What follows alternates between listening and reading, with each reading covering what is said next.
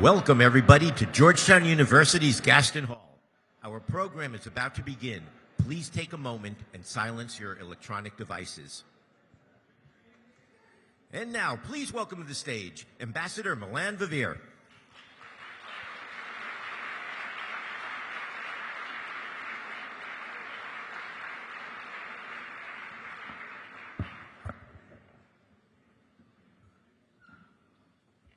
Good morning and welcome, everyone. It is so wonderful to have you here as we mark the 25th anniversary of the Good Friday Agreement that brought an end to the Troubles in Northern Ireland. We also want to celebrate the role of women in the peace process and the difference they made. The work of sustaining peace is never finished. And so we come together as well to focus on the work that must continue to go forward.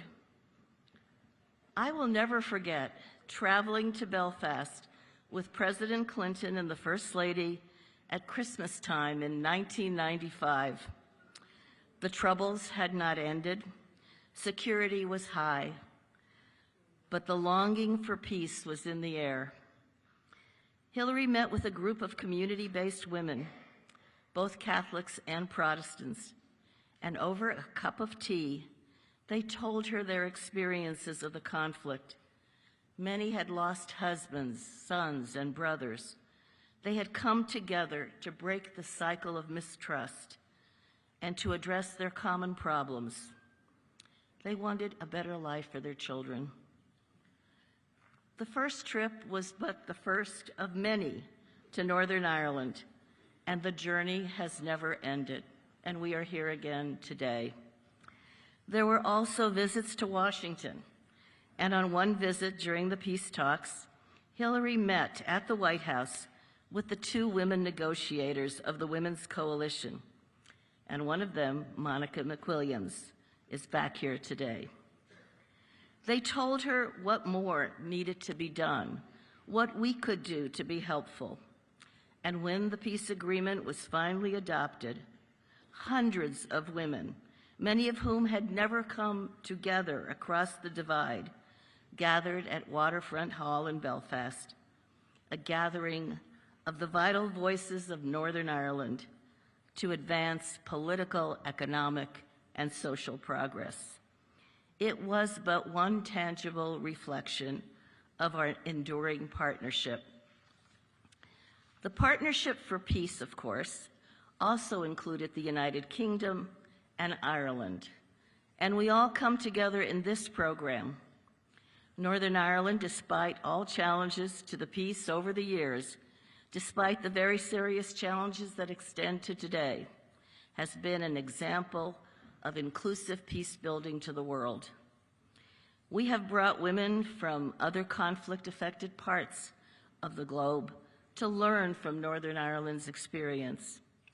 And the women of Northern Ireland have also shared their experiences with women peace builders from Colombia to Ukraine. Monica, for example, just came back from South Sudan, and that work continues around the world. Lessons shared about participation, inclusion, reconciliation, making politics work, and so much more.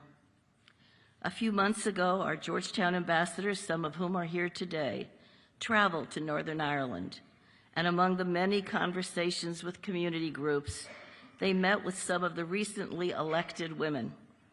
The election saw a wave of young women candidates from across the political spectrum, and today women constitute 36% of the elected assembly members.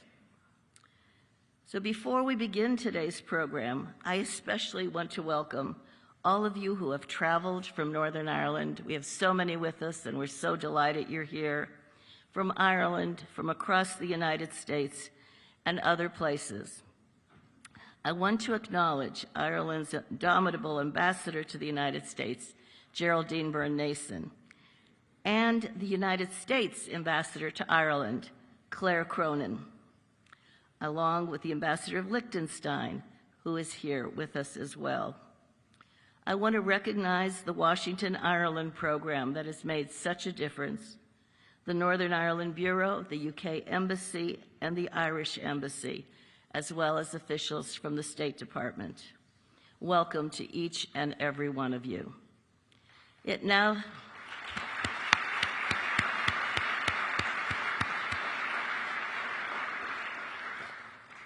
gives me great pleasure to introduce the president of this university, Jack DeGioia, who has led this university with distinction academically, as well as in its strong commitment to public service, as exemplified in its credo, Women and Men for Others. We are very grateful to him for his unstinting support for the work of our institute, dedicated to advancing the role of women in peace building, and for being with us today. Please welcome President DeGioia.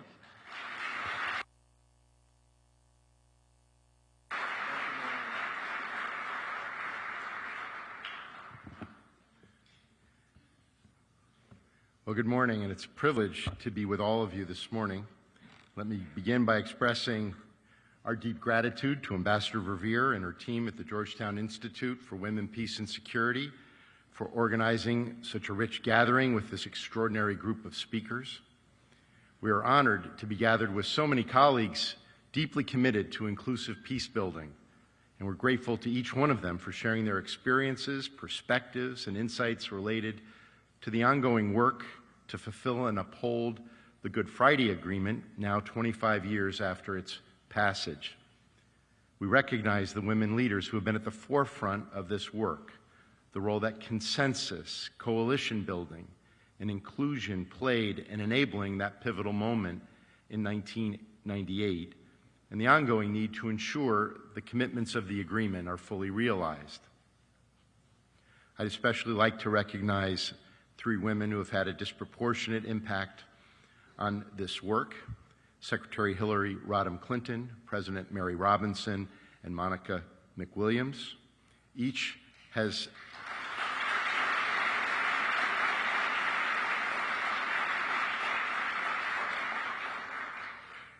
made extraordinary contributions to peace building and to including and elevating the voices of women in peace processes. We're grateful for their continuing engagement here at Georgetown, for the leadership that they have demonstrated, and for the opportunities that they have created for other leaders to continue this important work. This is a gathering that has great significance to us at Georgetown. We have deep connections to colleagues and institutions in Ireland and the UK.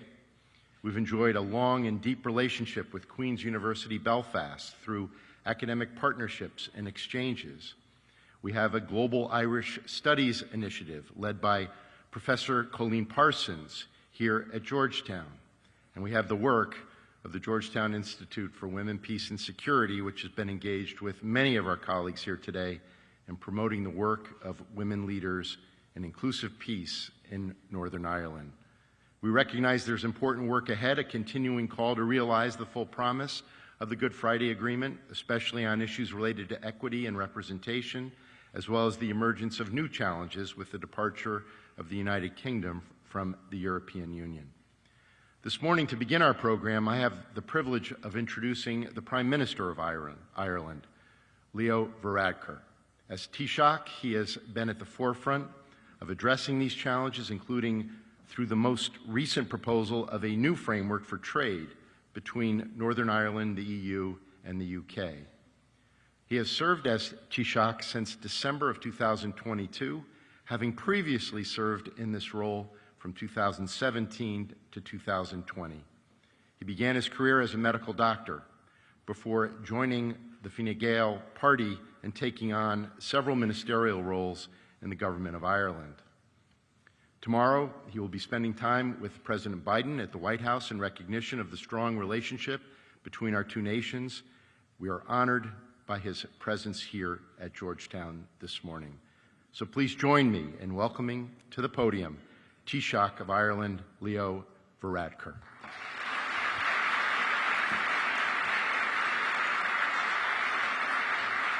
Taoiseach, it's an honor to have you here. Welcome.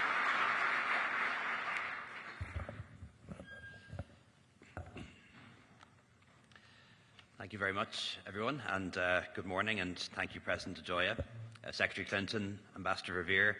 Thank you for the very warm welcome and for the invitation to be here with you to mark 25 years of the Good Friday Agreement, and particularly to do with the many women here who were integral to peace on the island of Ireland. I'm pleased to be joined here today by some elected colleagues from Ireland, Michelle O'Neill, MLA, who's Vice President of Sinn Féin, Little Pengelly, MLA from the DUP, and of course our great former President, Mary Robinson, who's here as well. Because of the Good Friday Agreement, which occurred 25 years ago, Ireland was able to overcome history and to create a new future together. I remember it well. I was 18 or 19 years old at the time. It was the first time that I was able to vote and voted in a referendum, both north and south, in very large majorities for a different future. And it has been a different and better future since then, notwithstanding the challenges that we have. And I think 25 years on, it shines as a beacon of hope and an example to all of us in politics and outside of politics that the impossible can be achieved when people work together to build a sustainable future and to build a sustainable peace and a better future for the next generations. It ended a cycle of violence and retaliation. It gave people the freedom to live their lives and to dream once again. And we are a very different Ireland and a much better Ireland because of it. And there is still much more to do. I think the great success of the agreement is that it helped to heal decades of violence and prejudice. But unfortunately, as we know, other forms of prejudice survived and endured, and new ones emerged. The central role of women in the peace process was visible to everyone involved at the time. Women were there at its formal and informal genesis. Women played a leading role at the political top tables in Belfast, London and Dublin, and in Washington, and provided voices in civil society which shaped the context in which peace became possible. And very often, women picked up the pieces when things fell apart and moved forward when others tried to drag us back. And yet, some of these contributions went unrecognised at the time and in many ways are unrecognised today. As Bernadette Devlin McCalliskey said, the real problem in our history was not that women were written out of Irish history, it's that they were never written into it in the first place. In truth, women from across the political spectrum were able to contribute to everything that happened, except, it seems, the photographs at the end. And I believe, therefore, we can have no meaningful commemoration of the Good Friday Agreement unless the role of women is properly recognised and applauded. International studies have confirmed what we've learned in Ireland, that the greater participation of women in peace building increases the likelihood that any agreement that's reached will last and be sustained, and the Good Friday Agreement is testament to that. Women in Northern Ireland earned their seats at the table through determination and through talent, rising against the odds, engaging in the democratic process. Women like Bríd Rogers, for example, of the SDLP, who was the first female chairperson of any political party in Ireland. The work of the Northern Ireland Women's Coalition, co-founded by Dr. Monica McWilliams, who is here today, working with the late May Blood and many more, was critical in influencing the final agreement, including the important language in the agreement on matters such as housing, education, victims and reconciliation, all essential components of peace building then and now. By standing up and speaking out, they changed the history of Ireland forever. And I think in many ways, the Northern Ireland Women's Coalition is something worthy of study in its own right. It was a political party, one of 10 that was involved in the Good Friday Agreement negotiations, made up of women from Catholic and Protestant backgrounds. It was non-sectarian and centre ground, almost unique in our history and probably not common in history around the world. And I often wonder where we would be today if the Northern Ireland Women's Coalition was represented in the Northern Ireland Assembly. On behalf of a grateful nation, I want to extend my thanks to Liz O'Donnell, who's also here. She was a minister in the Department of Foreign Affairs and represented the Government of Ireland at the negotiation table. Over a sustained period of intense and difficult work, she was instrumental in encouraging people to the table and persuading them to stay the course. And I'm glad to say that when at least part of the Good Friday Agreement was signed in Dublin, Minister O'Donnell was in the photograph, albeit in the second row. We also pay tribute, of course, to the late Mo Mowlam, who all of us remember so fondly, in helping to negotiate the agreement. She touched people's lives in a way that's difficult to explain. As one academic said, she changed the weather, altered the atmosphere, and got people to trust her. There really hasn't been anyone like her since. She was a unique person, I think, in political life.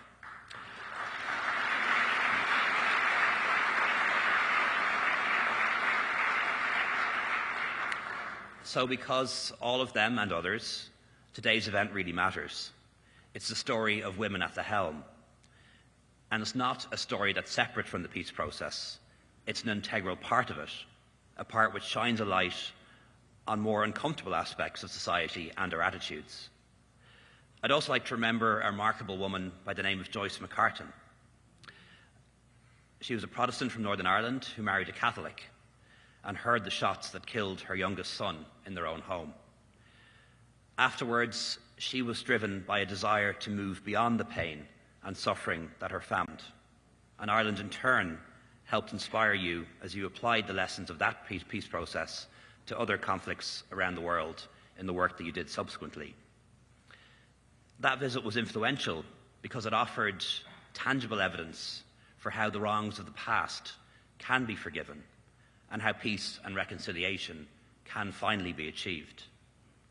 It reminds us that although the Good Friday Agreement belongs to the women and men in Ireland, and especially in Northern Ireland, it was also co-produced here in America. And I often feel that the United States is the third co-guarantor of that agreement. And so we owe an enormous debt of gratitude to our American friends and partners.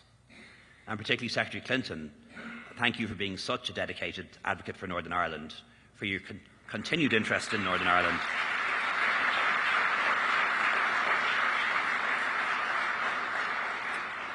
And of course the role that you continue to fulfil through your Chancellorship of Queen's University in Belfast. So over the past 25 years, the United States played a central role in helping to implement the peace process, providing assistance at critical junctures. The Irish peace process is one of the greatest success stories of American foreign policy, and it was achieved by administrations from both sides of the aisle over the past 3 decades. And your ongoing friendship is essential as we continue to protect, nurture, and grow the achievements and the benefits and commitments of the Good Friday Agreement. And particularly for the younger members of the audience here, for the students here, I know that American foreign policy gets criticised a lot, and rightly so, by the way. America doesn't get everything right.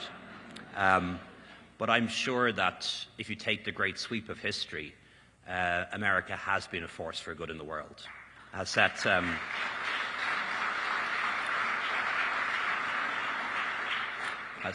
an enormous example as to what's possible if you believe in democracy, if you believe in the rule of law, if you believe in free enterprise, if you believe in equality for women and people from LGBT backgrounds such as me.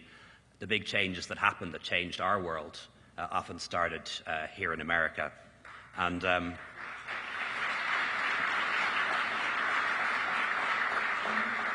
all I would finally say to the younger people here, please stay the course with us and please continue to have an interest in Ireland, because it does make a difference. It is a positive influence for us in the past, and I know will be into the future.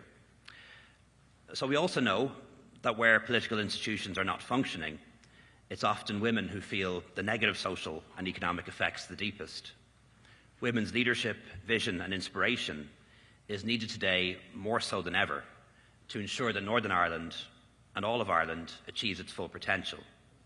It means in particular making space for our young leaders, women as well as men, to take the helm. This is their time to promote peace and prosperity for the people in Northern Ireland and Ireland as a whole, as we look forward to the next 25 years and beyond. In Ireland, as is the case around the world, too many women live in fear of violence. And we know too many examples of women who live in the shadow of domestic violence or who suffer from random or targeted acts of aggression. And even in the greatest of countries, too many girls and boys live in fear of gun violence, where even a school is not a safe place. That must stop, and I believe it can stop.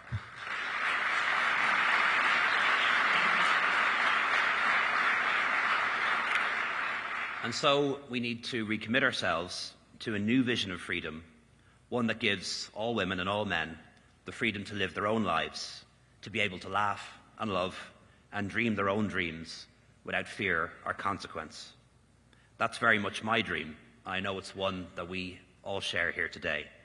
And let that be our message this year. So gur míle maith go léir agus lá éile pádraig Honadíomh. So thank you all very much. And one day in advance, happy St. Patrick's Day.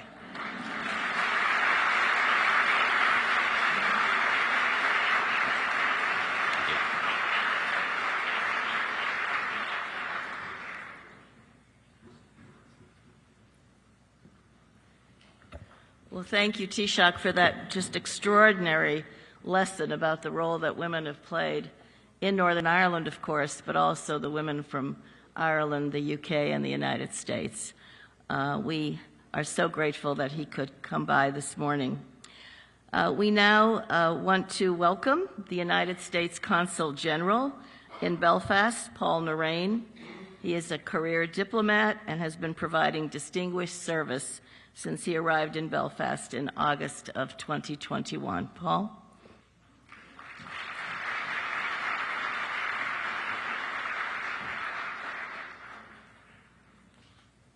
Thank you, Ambassador.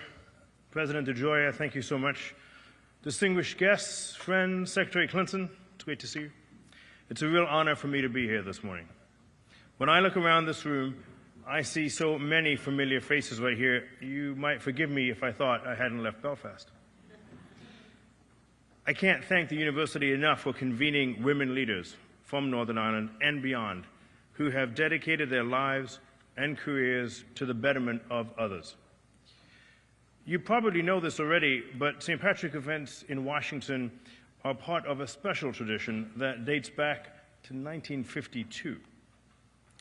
And as we edge to the 25th anniversary of the Good Friday Agreement, some of you will reflect on how much the annual exodus to our nation's capital has provided space for negotiation and for dialogue. Our open doors were a manifestation of the deep and long-standing affinity that we have for the people of Northern Ireland. I experienced this dynamic especially 12 years ago, before I took up this post. In 2009, I worked as the lead advance for Secretary of State Hillary Clinton on her first visit to Northern Ireland as the Secretary of State. I remember distinctly her remarks at City Hall, which focused on the role of women as mothers, sisters, daughters, and leaders. She also spoke then at length about the role of women as trailblazers in the peace process. My former boss could speak with real authority in this area. She and Ambassador Revere were co-founders of Vital Voices, a partnership that has worked hard worldwide to empower some of the leaders who are in this room today. Their movement was founded on the premise that nations and communities cannot move forward without women's voices in leadership. And Northern Ireland became living proof of that. At a political level,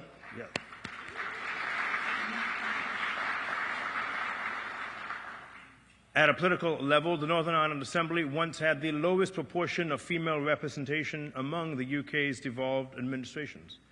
But by 2020, a third of the region's assembly seats were held by women, and still a ways to go. In my daily work, I speak regularly with 2 women party leaders, as well as countless female MLAs and party members of the absolute highest caliber, whose decisions, values, and viewpoints will shape the future of Northern Ireland. The civil service is headed by an exceptional female leader. She's sitting right here, providing policy direction under difficult and challenging circumstances. And I am really delighted that Jane Brady can join us today. Please join me in a round of applause. Every milestone provides an opportunity to draw breath and acknowledge progress. Next month's Good Friday Agreement commemorations in Belfast will be no different. Queen's University deserves great credit, tremendous credit, in making sure that the role of women as drivers of that peace and of our progress are not written out of history, but written to the heart of it. Next month's anniversary will also prompt us to look forward. In a roundtable just last week, virtually in Belfast, our new Special Envoy for Economic Affairs, Joe Kennedy, asked Northern Ireland business leaders about the next 25 years and what it should look like. A resounding response was that it was inclusivity. By that, they meant that Northern Ireland's potential will only be achieved if every section of society has a stake in being a part of it. From boardrooms to innovation spaces, diversity is strength, whether it is in the United States or Northern Ireland. A few months before her passing, I had the great privilege of meeting the Baroness Mayblood in an integrated primary school. Her legacy as a trade unionist, as a civil rights leader, was really matched by her fervent belief in the removal of barriers around education. Baroness Blood's activism right up to her death was a recognition that Northern Ireland still had unfinished business. And to that end, I want to thank the university today for providing a valuable forum for that unfinished business, that positive discourse. The collective ability of the people in this room affirms my belief that Northern Ireland has no limit as to what it can achieve if society pulls together. It will also continue to inspire many other parts of the world, and we will be there, right there with you. Thank you.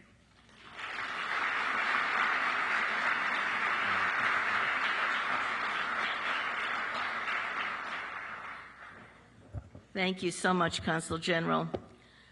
You know, the Taoiseach mentioned Mo Mowlam. She was the UK's Secretary to Northern Ireland at the critical moments in the peace process. And I think all of us who were privileged to work with her will never forget her, but particularly history will never forget the role that she played. And so it is so wonderful now representing the United Kingdom to have with us, welcoming her back to Georgetown, Her Excellency Dame Karen Pierce. The ambassador is just extraordinarily energetic in all that she undertakes, and it is so fitting that she join us for this program today. Welcome, Ambassador Pierce.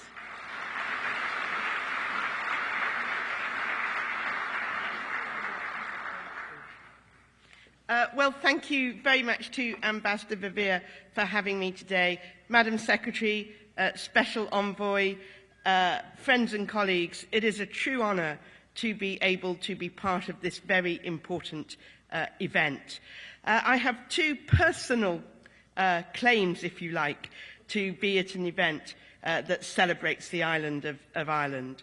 My mother's cousin was an Irish international soccer player, and I was here in the British Embassy 30 years ago when President Clinton and Secretary Clinton took some groundbreaking and decisive moves to help pave the path to peace that the Blair government then was able to turn into with the help, of course, of Ireland, all the parties in Northern Ireland and the United States turn into the Good Friday Agreement. And I remember those moments very well.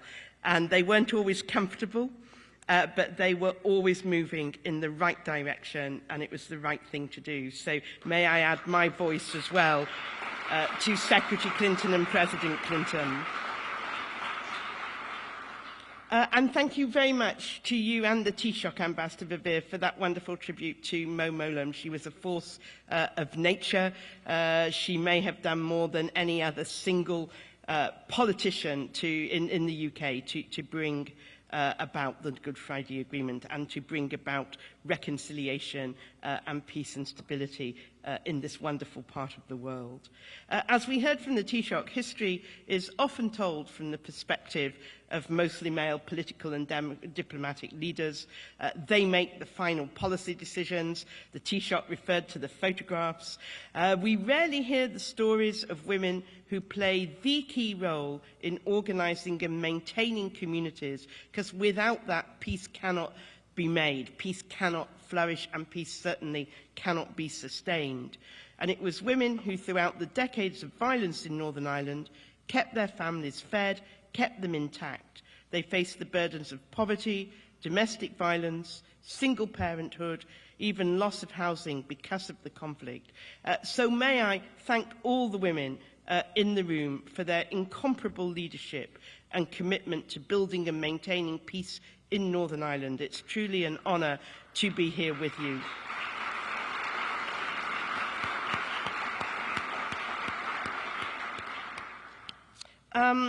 It's also an enormous honour to be here with President Robinson as well as Secretary Clinton, two of my heroes. I've seen your work at the UN. I think what Ambassador Varadkar said about Northern Ireland being a model and a guide in peace processes is spot on.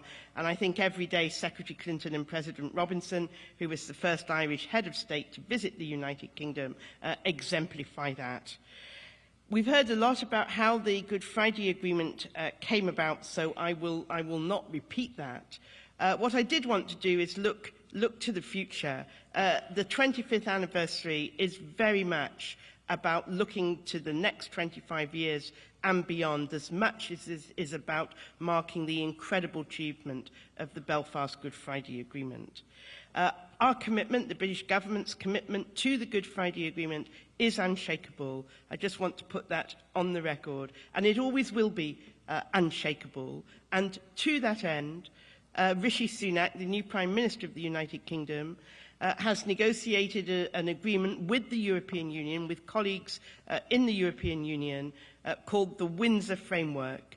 And it resolves the outstanding trade issues between Northern Ireland, the mainland, and the European Union and Ireland. And this is a great achievement on both sides, if I may say so.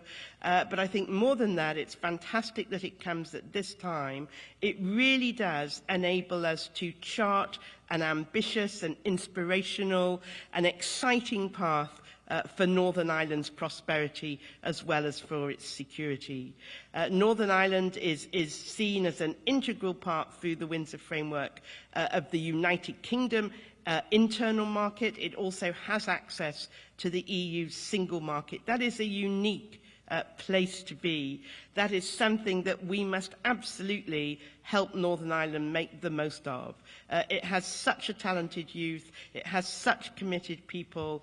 It has so many good economic things going for it. We'll hear from the special envoy later, and he'll be able to talk in detail about that. But really, the next 25 years for Northern Ireland are bright and they're prosperous, and I think we can all look forward to helping them on that journey. Thank you.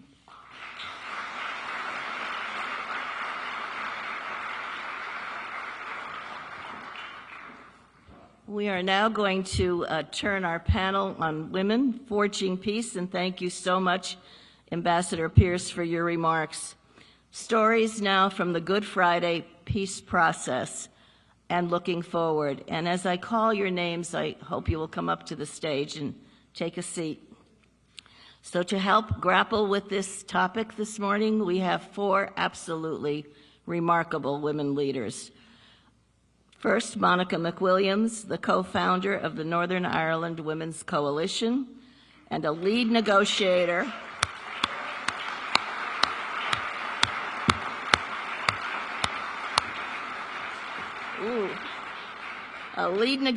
in the Good Friday talks and a signatory to the agreement, one of two women at the table.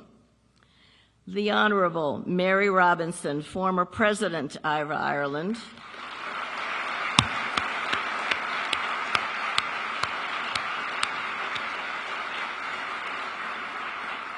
and currently the chair of the Elders, a group of global leaders working for peace, justice, and human rights worldwide. She never stops.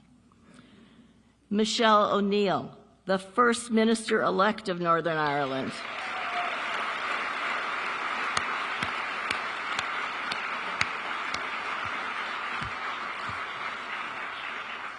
And the Deputy Leader of Sinn Féin. And Liz O'Donnell, the former Minister of State of Ireland and a key member of the Irish government's negotiating team.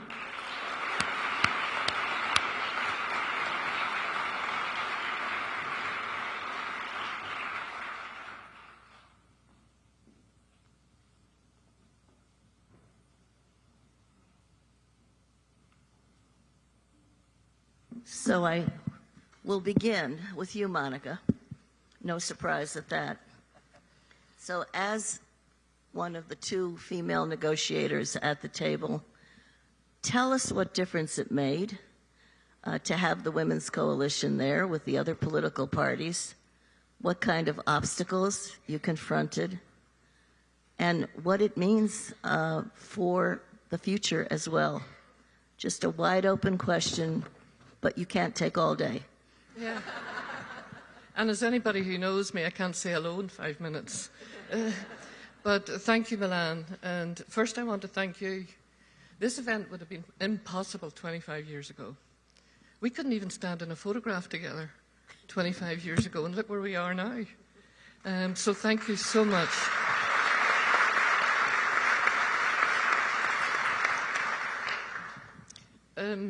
25 years ago, we took a risk, and my good friend Avla Kilmurray, who's sitting there, said to me, let's go out for a cup of tea and talk about whether or not we should get involved in the peace talks. We had the ceasefires, and suddenly this moment, this constitutional moment came in our history of multi-party peace negotiations. So we said, we did the maths. I keep on saying I'd love to say it was a cup of tea, but it was actually a bottle of wine. And we had a bit of a vision, and we said, right, let's get organised. But it was really only to kind of put it up to the other parties. Are you going to have some women at the table? Well, they didn't even bother answering our letters. So we said, you know what, we'll get organised and do it ourselves. We had 6 weeks, Milan, we did it. And we always say that when you sit down at a peace talks table, it's normally the armed groups or the constitutional parties who've been there forever. And I don't want to take away from those two groups, because they all have to be there, the combatants and the politicians, if you're going to make peace. But it was one of those moments where we said, we didn't come out of nowhere. When parties said to us, did you fall out of the sky or something? And we said, we've been around for 25 years, and now get ready, get prepared, and we did it within 6 weeks. I'm not sure that I would design that poster today that said, wave goodbye to dinosaurs. It wasn't actually the most appropriate if you want to make friends with the other people around the table. But we did it, and it was a baptism of fire. It was 25 years ago. We had an insult of the week notice board, and we were told to go home and breed for Ulster and to be proper housewives. So we sang the Dolly Parton song, Stand By Your Man, and that was the start. So again, the lesson from that is an inclusive process. And 25 years later, look at us now. We actually know what inclusion means. Because if you leave people out in the cold, and that's not just those that were involved in the war or in the long-standing political conflict, it also meant women who had been out in the cold for so long. So thank you, Milan, for making this a very warm place. And today is quite emotional for me in many ways, because we would have been somewhere down there at the back looking on, never mind not even being in the picture. And today I want to pay tribute to the young emerging leaders who are here, Washington Ireland programme, those who have been brought together through the International Fund for Ireland, the enormous amount of European Union funds that have helped build women, peace and security, and the Ireland funds. I want 1 minute to hear about the Taoiseach. He was 19. So for those of you in Northern Ireland who are here today, who were teenagers, the day that we signed the peace agreement, just put up your hands, because then this audience will see. Just, there's Emma putting hers up. That's great. Because last night I met Conor Houston and he told me he was 15. That made me feel old. But it is wonderful that that new generation of emerging leaders. So that's the first thing, Milan, we put into the peace agreement. What are we going to do for the next generation? That's the value added that women bring to the table. May Blood is now passed on. She died before Christmas. Wonderful woman in our coalition. I want to pay tribute to her for knowing that children need to learn together, to share together. And she was tireless in pushing integrated education. We put that into the peace agreement.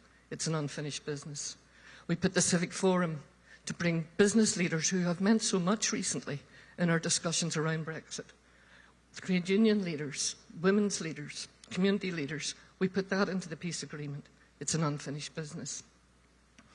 And the most important and one I was really proud of, back in 1998, 2 years before Women, Peace and Security, the right of women to full and equal political participation. So we have 35% of women now in our new assembly, so that's good. But let's keep it that. It's an unfinished business. That needs to go into a new implementation committee that we need to set up when we go home to address the unfinished pieces of the Good Friday Agreement. I was the Chief Commissioner of the Northern Ireland Human Rights Commission. I had no idea that I would take up that post after the Good Friday Agreement. It was written in. It's one of the functioning institutions. When people say the institutions need to get back up and running, there are institutions up and running and led by women. The Police Ombudsman, the Human Rights Commission, the Equality Commission, the Criminal Justice Inspectorate, all women, women at the helm. But Secretary Clinton, I remember words that you said at Beijing. Women's rights are human rights. And there's not a day goes past in Northern Ireland that I remind people that if we ever do get a Bill of Rights, women's rights are human rights. So I want to pay tribute to you too. We are on the cusp of a new era, and we're crafting tools that we could never have dreamed of for our children. There are people alive today that would not have been alive had we not made that Good Friday Agreement. But peace is just more than the ending of violence. It's sustainable peace. So I'll end by thanking Milan, my dear, dear friend, who I'm truly, truly grateful for, who heads up Women, Peace and Security here, who came back time and time again to Northern Ireland, as did you, Secretary Clinton, and to Martha Pope, George Mitchell's Chief of Staff. I remember that the Reverend Ian Paisley Sr. said she was the only Pope he ever liked. And so, again, a tribute to a magnificent woman, and I hope she will stay in the picture like Mo Mowlam and never become a footnote. So thank you so much to all of you. We were truly blessed to have women on this side of the Atlantic help us, and good men too, and may that long last for us. Thank you.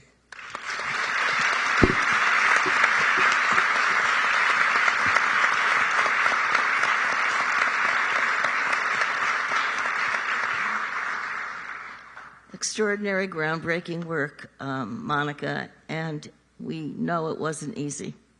There was really difficult times, but just look at the progress to today, and thank you for mentioning the unfinished business. Let's turn now to the former President of Ireland. Mary, you were in office as the process was going forward. You made a real effort to go up to Northern Ireland, to be engaged. Tell us about that experience, why you did that, and how you saw the peace process going forward. Okay, thank you, Milan. It's wonderful to be back here in Georgetown University for this very special event. And I'd like to begin just by paying tribute to you, Milan, and to Secretary Hillary Clinton for the enormous contribution you made, and Monica for your leadership, etc. But actually, I'm not going to be mentioning well-known names from now on, or well, maybe one or two, because I'm actually going to be mentioning the real sort of women on the ground that I met. Please. And it started with a real sense when I was elected the first woman president of Ireland that I needed to reach out. And I knew that my role as president was outside politics. So one of the ways of reaching out was to reach out to the women. And so in my inauguration address, I said, and I'm quoting a little bit, that Northern Ireland was a place close to my heart. And I said, and I'm quoting directly, I said I wanted to extend the hand of friendship and of love to both communities in Northern Ireland. Now, that was a very unusual word actually to say love. I mean, I feel quite emotional at the moment. You shouldn't have used the word emotion, Monica. You're going to set me off, you know. But so, you know, from the beginning, I was trying to see how outside politics it's possible to play some kind of a role. And we decided that we would invite a significant number of women's organisations down to my residence in Dublin, Oris on Uachtaráin, the home of the president. So in the first half of 1991, I was elected, my inauguration was in December 1990. So just a few months later, we got a group with the support of the Women's Support Network, I think in particular of Ines McCormick and May Blood. Ines McCormick, who is a.k.a. Meryl Streep now, you know, because Meryl acted her, and May Blood, who was so wonderful, and Avila Kilmurray, who'll be speaking later. These were the ones who helped. But who came? The groups included the Falls Women's Centre, the Twinbrook Polygrass Women's Centre, the Shankill Women's Centre, the Windsor Women's Centre, the Ballybeen Women's Centre, the Lisburn Women's Centre, and the Downtown Women's Centre.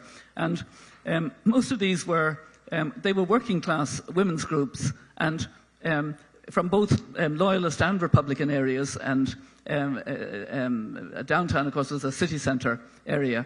And they were very keen to be inclusive, that I remember. And so they had the Women's Information Group, they had the Cara Friend Helpline, which is LGBTI, they had the Northern Ireland Council of Ethnic Minorities, the Disability Action, and Derry Women's Centre. Now, what happened was these women were dolled up to the 99s. Most of them had never been in Dublin before, and here they were coming to this residence in the park, in the Phoenix Park, to meet the president, and it was incredible. I mean, the makeup and we all ended up sitting on the floor eventually and laughing a lot. But also, you know, and then the next stage was I was clearly invited to go to Northern Ireland, and you remember this, Monica. No president from Ireland had gone.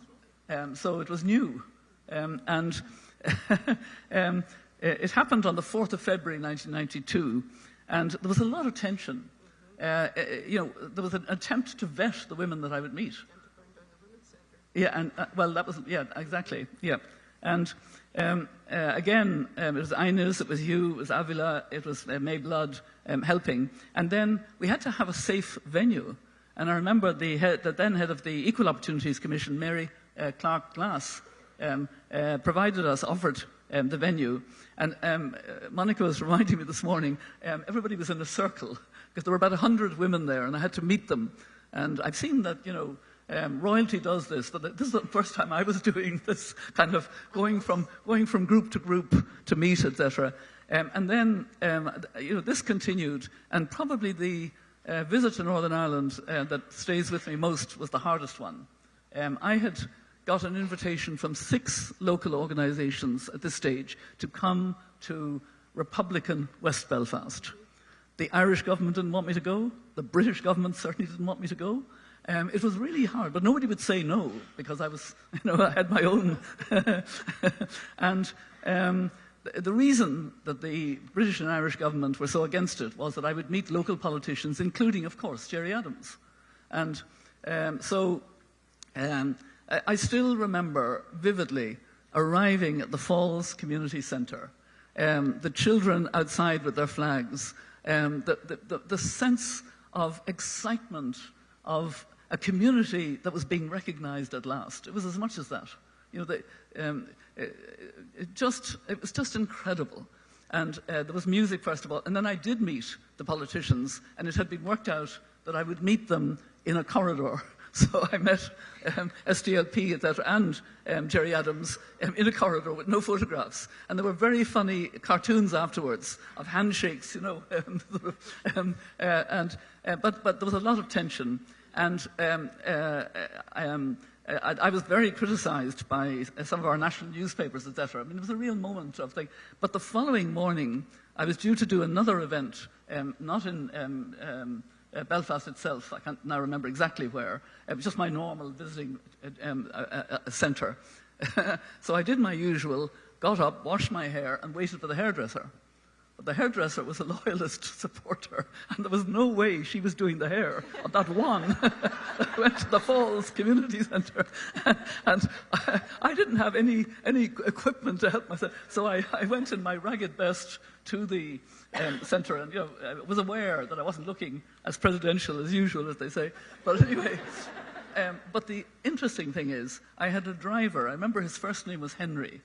And I was going to do a press conference at Belfast Airport before flying back to Dublin. And he arranged for a hairdresser at the airport so that before the press conference, I would look presidential. And it really mattered because it was a very edgy press conference. And I was getting more criticism almost from the Republic than from the Northern Ireland. It was very, very, very hot stuff, as they say. And, this gave me a sense of what was really happening. Let us never forget, it was the women who came out from the housing estates and met each other. The men wouldn't do that.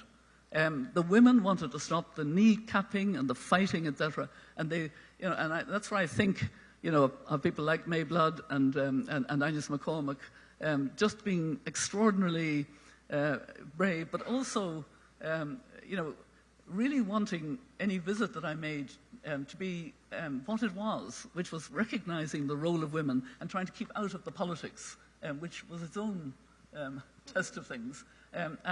I know how hard it was for you, Monica and Liz, to be at the table for the negotiations. I know how hard Inez in particular worked to get the human rights language in. This was her passion, and she has her participation in rights movement before she died in 2013, I think. Still going strong, and that was a really important dimension. So I could go on because I have such incredible memories, but it was the excitement of the dolled up, coming to visit, in Dublin, etc. And then the Windsor Centre. That was a centre in a loyalist area that I visited, and 2 days later it was burned, and I gather it was burned several times. Yeah, because of the visit, yeah. So there were prices to be paid for what happened. But to me, there would not have been a peace process leading to the Good Friday Agreement. I was in touch with John Hume. I saw an early copy of his draft, handwritten draft, of what he wanted to achieve in the Good Friday Agreement. But it would not have happened without the women. So thank you, Milan, for having this wonderful way of celebrating the role of women.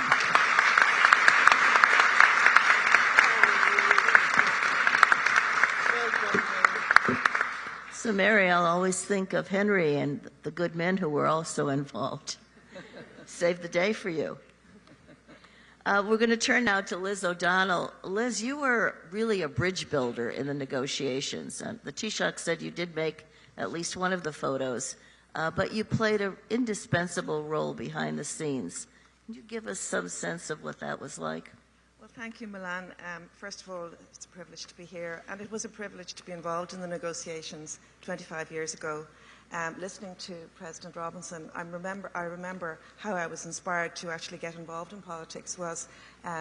Mary was a lecturer in Trinity where I was studying law, and then when my children were very small babies, I helped Mary in her election campaign as the first woman president of Ireland, and I was just a volunteer. And then when she was elected, it kind of mobilised Manana Heron, the women of Ireland, to be empowered for the first time, including myself. And I went in to listen to her as she was addressing joint houses of the Oireachtas, and there was just a small smattering. I think there were only 10 women in the Dáil. I couldn't get over it. I said, this has to change. And I decided to get involved in politics then. So I think that's an important factor in terms of bridge building, is that women build bridges for other women and bring other women into political and public life. And I've kept up that relationship with Monica and with the women I met, Mo, of course, we were all so close to Mo. But we were building relationships and building bridges because the parties in Northern Ireland, whereas they were brilliant at expressing their own perspective and their own grievances and their own kind of wishes for the future and their own fixed positions, but they weren't very good at putting themselves in the shoes of the other person, of their enemies. And so that was the big challenge for us, was to have an inclusive process which meant that people got to know each other and build relationships with each other. And if you're actually spending an intense period of time together, talking and not being interrupted, because our brilliant chair, George Mitchell, let people talk. He just let people talk. And through listening to the other side, people got an awareness of their grievances, their perspectives. And of course, the women then brought in the perspectives of civil society, because they didn't come from the tribes. They didn't come with fixed positions. They came with a different language. They came with different mix of skills. They came from the professions. They came from academia. They came from, there were social workers, academics. They had been there for, as Monica said, 25 years. They'd been living through the conflict. And they had the experience of, and the pain and the trauma of living through the conflict. And they brought a different language. And they allowed us to move from fixed positions. Everybody, we all had to move from fixed positions. The two governments had to move from fixed positions. And Mo Molan was ready to move. I believe she was, God rest her, she was the first Secretary of State of Northern Ireland who actually listened to and heard the grievance of the nationalist community. And that went to the heart of the conflict. And once that was heard and listened to, she was incredibly important in building confidence and empowerment of the nationalist negotiators there. So then, of course, we had the relationship with the unionist community. A huge cohort of the unionist community was not represented at the talks. That was the DUP. So we had to support and we had to mind David Trimble, he was representing the Ulster Unionist Party, and the Loyalists were there. But he was on his own and he was politically exposed, because outside the gates of the talks, the DUP were criticising him. He was under huge pressure. So relationships are really important. And that's why the fact that the institutions in Northern Ireland aren't sitting, they're not building up those important relationships that you gain through just knowing each other, having lunch together, getting to know each other and know each other's families. So my big wish at this important time of the 25th anniversary is that those really important power-sharing institutions, which will allow people to work together in peace and prosperity, will be up and running soon, because that was the great wish of the late John Hume and Seamus Mallon. Above all the constitutional issues, they just wanted the people of Northern Ireland to work together in peace and prosperity. And the great promise of the Good Friday Agreement will not be achieved unless all of the bits of it come together, because it's all mutually interdependent. So thank you for inviting me here today, Milan, and everybody here, and Monica for your friendship, and you for your leadership, President Robinson, and Michelle for your future leadership of Northern Ireland, for all of the people of Northern Ireland. That's something we all look forward to, and our precious peace. Thank you.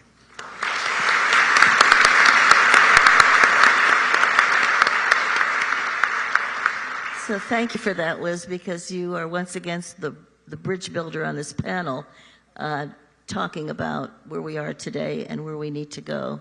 And Michelle, you are the first minister-elect.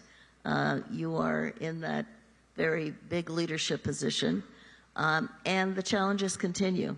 And I wonder how you think about politics, using politics in a positive way, develop those relationships to bring to the kind of conclusion everybody wants to see. Thank you so much, and I'm absolutely delighted to be on a panel with such formidable women who've also influenced my life and my outlook in terms of how I conduct myself in my job. Like, I was 20 when the Good Friday Agreement was signed, and I saw your faces all on the TV, and I was impressed by the women that turned up every day and tried to make a difference. And we were reflecting earlier, and Liz made the point about being part of Mary's presidential campaign, and what that meant to women on the island of Ireland was just immense. That inspired you to get involved in politics, and the role that women played in 1998 inspires me to be involved in politics. And when I went in to vote in the referendum, I never thought for a second that I'd be sitting on this platform in Georgetown, being the first minister-elect, and hopefully getting the chance to actually go in and to lead in the Assembly. Because I believe that the point about we get so much more done in life when we work together. None of us are an island. None of us have, the ability to work on solos. I think that it's much, much more effective if we can work together. So my determination as someone who I think represents the Good Friday Agreement generation, someone who from 1998, I have worked the Good Friday Agreement faithfully, someone who worked in the backroom. As soon as the agreement was signed, I became backroom staff and supported Martin McGuinness in the constituency. Then I was elected as a councillor, an MLA in the Assembly, and then obviously I've been Minister of different portfolios and now First Minister-elect. And I think women have to see other women in leadership to be inspired and actually to come forward. And I'm very pleased to say that the change is immense in our society. Someone earlier referenced the fact that we do have far more women elected now, which is a really, really good thing. I think it's 36% in the Assembly. Over half of my team are female. That's something that I'm very proud of. Not to get complacent, but we have more to do. But when I look around me, no one would ever envisage that we would be in the scenario where we are today. Jane Brady is the head of the Civil Service, a female formidable leader also. Our Attorney General is a female. Lord Chief Justice is a female. When you look across our society, women are leading the way. But often it isn't spoken about enough. We don't celebrate it enough. So that's why platforms like this are so crucially important to be here. And women, I'm often, for International Women's Day, you get asked the question, well, what do women bring? What's extra? What's over and above? And I just say everything. Everything. Because it's true. Thank you so much, Michelle. We're going to bring the students in through some questions that I have from them here. And I'm going to ask the impossible of the panel to try to be brief in the responses. So we have the first question here is from Katie Lambertius. She's in the School of Foreign Service. Her question is, and Monica, I think to direct this to you and Liz, how did gender dynamics impact the process of the peace negotiations? Is there a party or an actor in retrospect you think would have benefited the process, the peace process today?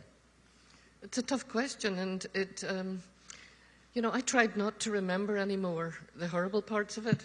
I try to block it out and forget about it because that was then and this is now.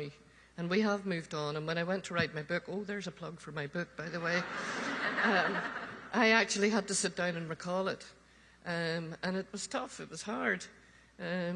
But it was important not to forget that if you transform a society from conflict to peace, the transformation of those toxic masculinity attitudes has to change as well. Strangely enough, I'm going to speak about a man in the process, because I think I've just been in South Sudan under a gum tree last week, and I saw them role-playing domestic violence, and the men were doing their roles as what was once acceptable and what's now unacceptable, and I was just blown away by it. It was called Men for Women. There was a man in the process called David Irvine, a progressive unionist party, and we became like brother and sister, and the day he died, at his funeral, his wife asked me to speak, and it was a great honour. And he spoke up for us. He would have been affiliated to an armed group, and I recall saying, you are a gentle man. And I felt it was important for the men to speak out when we were being treated in a very derogatory fashion.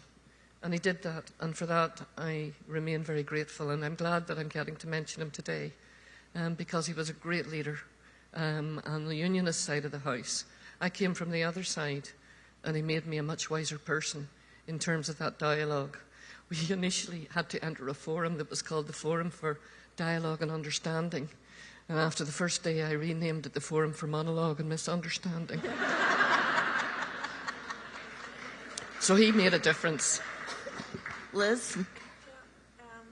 I think where I came from the women's movement. So it was always my view that our democracy is unfinished if women aren't at the table, making policy, making decisions which influence everybody's lives. So for me, it was vital that the Women's Coalition were there, along with other women who were involved in the parties through negotiations. And it was just luck, thank God. Mo Molan and myself were there representing the two governments. But that was just happenstance. It wasn't. It was luck. It really was luck. And I think what happened when the Women's Coalition came in, the language changed. because they had different set of skills and a different way of expressing themselves. And also, they were very helpful to the two governments as conduits, because they would fill us in and give us intelligence about sentiment in the community, which we wouldn't have had access to going through the traditional parties. And I think they were pathfinders, and they had a different agenda, looking forward towards human rights, reconciliation, the rights of victims, all of those things, because we were so busy trying to end the war and put in place a replacement for the Anglo-Irish Agreement. So, the sort of the political end of things, that it was important that the Women's Coalition put on the agenda those issues of victims' rights and reconciliation, integrated education, all of the sort of important things that make a peace endure, ultimately. Thank you. We have a question now from Dairy Ramirez. She's a government major in the college. And I'm going to ask Michelle to respond to this. What does the future of peace building and reconciliation look like? How can we all stay hopeful given the state of the world? I think hope's the biggest thing you can give anybody. I think that when we reflect on 1998, it was the hope that everybody grabbed onto. And I think that in the world that we live in today, who would have thought that we would be back in a situation with Russia's invasion of Ukraine? Who would have thought that we would be sitting in this context today with that going on in the background? So the hope piece is crucially important. And I think in politics, it can be very, very challenging. There's a lot of negativity. There's a lot of, thrust of debate, which is okay. But I think that I'm somebody that every day likes to practice that you need to give people something to hold on to. People need to know that you have their back and that you're going to try and do your very best for people. It doesn't always mean you get it right, but certainly that you're going to work really, really hard. So I think the hope, the optimism, certainly in our own context, whilst we'll reflect, and we are reflecting on 25 years ago and the transformative piece and the journey that we've been on, for me, very much this anniversary is about the next 25 years. And it's about that hope, optimism, it's about prosperity. It's about making sure that every single citizen feels that prosperity, because it hasn't touched everybody. That's the reality. The agreement hasn't, not everybody has felt the benefit. So we need to get right down into the heart of communities and make sure that everybody feels that benefit of peace, prosperity, and let's build. Because ultimately for people, it's about a roof over their head, it's money in their pocket, it's their education, it's the natural things, the everyday things that worry people, and I think that's the hope piece in all of that. Make government work. And we have a final question here for this panel from Clayton Kincaid in the School of Foreign Service. Mary, following Jacinda Ardern's recent resignation in New Zealand, and of course we could add Nicola Sturgeon to this question, how can states ensure women leaders across the world are supported in the goals they're trying to achieve? That's an interesting question, Milan. We've gone beyond Northern Ireland now. But I know both Jacinda Ardern and Nicola Sturgeon. Actually, Nicola Sturgeon was at the Bellagio meeting that Hilary and yourself organised last May, was it? And I remember she spoke there, Nicola, about how tough it is to be a leader for a considerable time in a country. She was quite open with us about the difficulty. I think, in our world of 24-hour social media and the viciousness of the anonymity of the attacks, etc., we actually have to think a lot more about how to sustain really good women in office, because those two women made in New Zealand and in Scotland, really made a very big. They were leaders in the fullest sense, and the fact that they both spoke about not having enough in the tank now was, I think, Jacinda's expression, and Nicola said something a little bit similar. It shows that it's very wearing, and there clearly are not enough supports, and we have to think about the well-being of those also in high office. And I agree, just as you were saying about men should speak up in a Northern Ireland context, men should speak up, as well in this context. It's very sad because we had all looked to those two women as part of the wider build-up of women at the table, women in leadership, etc. And I'd say it may be a little bit disconcerting for some younger women, the way that you had your inspiration. You know, so I think we really need to think about this and make sure that the supports are there, that we are there for each other more. You know, I think maybe even structurally we need to think about this. But I'm not sure I could answer that question because we haven't got the answer yet. But it's a good question. But one we have to work at. Well, let's thank this extraordinary panel.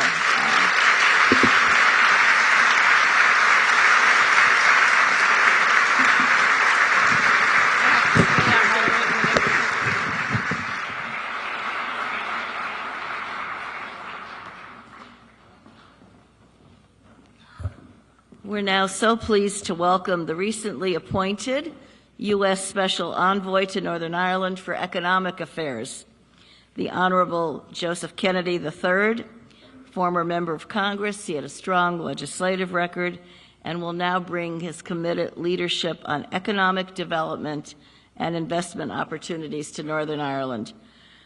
So, Joe, thank you so much for being here, and please come on up.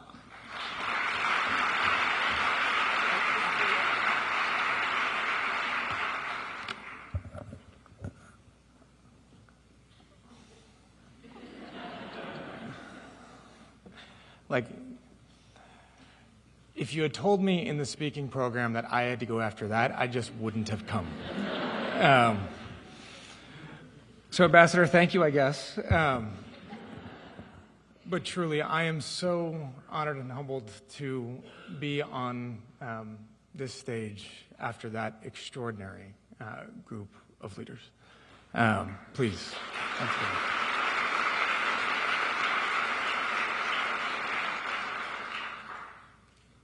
I'm sure you all have heard this a number of times, but we could have listened to those stories for hours. And to think that how many good things have come over a glass of tea or perhaps a bottle of wine, but also relationships, right? And the relationships that you all have fostered that brought peace to so many. And what an important lesson for all of us in any walk of life, in any place on this planet, to learn from that example. So let me just say, Ambassador, thank you so much for your dedication, for your commitment to your decades of service, not just to our country, but to people all over the planet. But for you to be able to bring these leaders together in this moment, we are so grateful to you.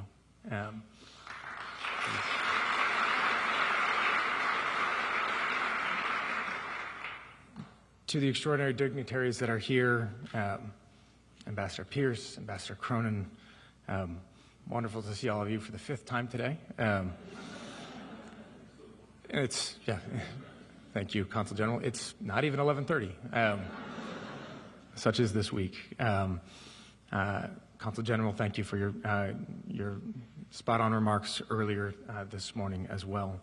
And of course, to those panelists individually, thank you for your example, your commitment, and the leadership that you still exude, but the example that you will set for so many others, some in this room today. I'm truly grateful and honored. And of course, Madam Secretary, it is always a pleasure and honor to be with you. We're grateful for your presence and your commitment and your service. Thank you. I'm looking forward to your remarks.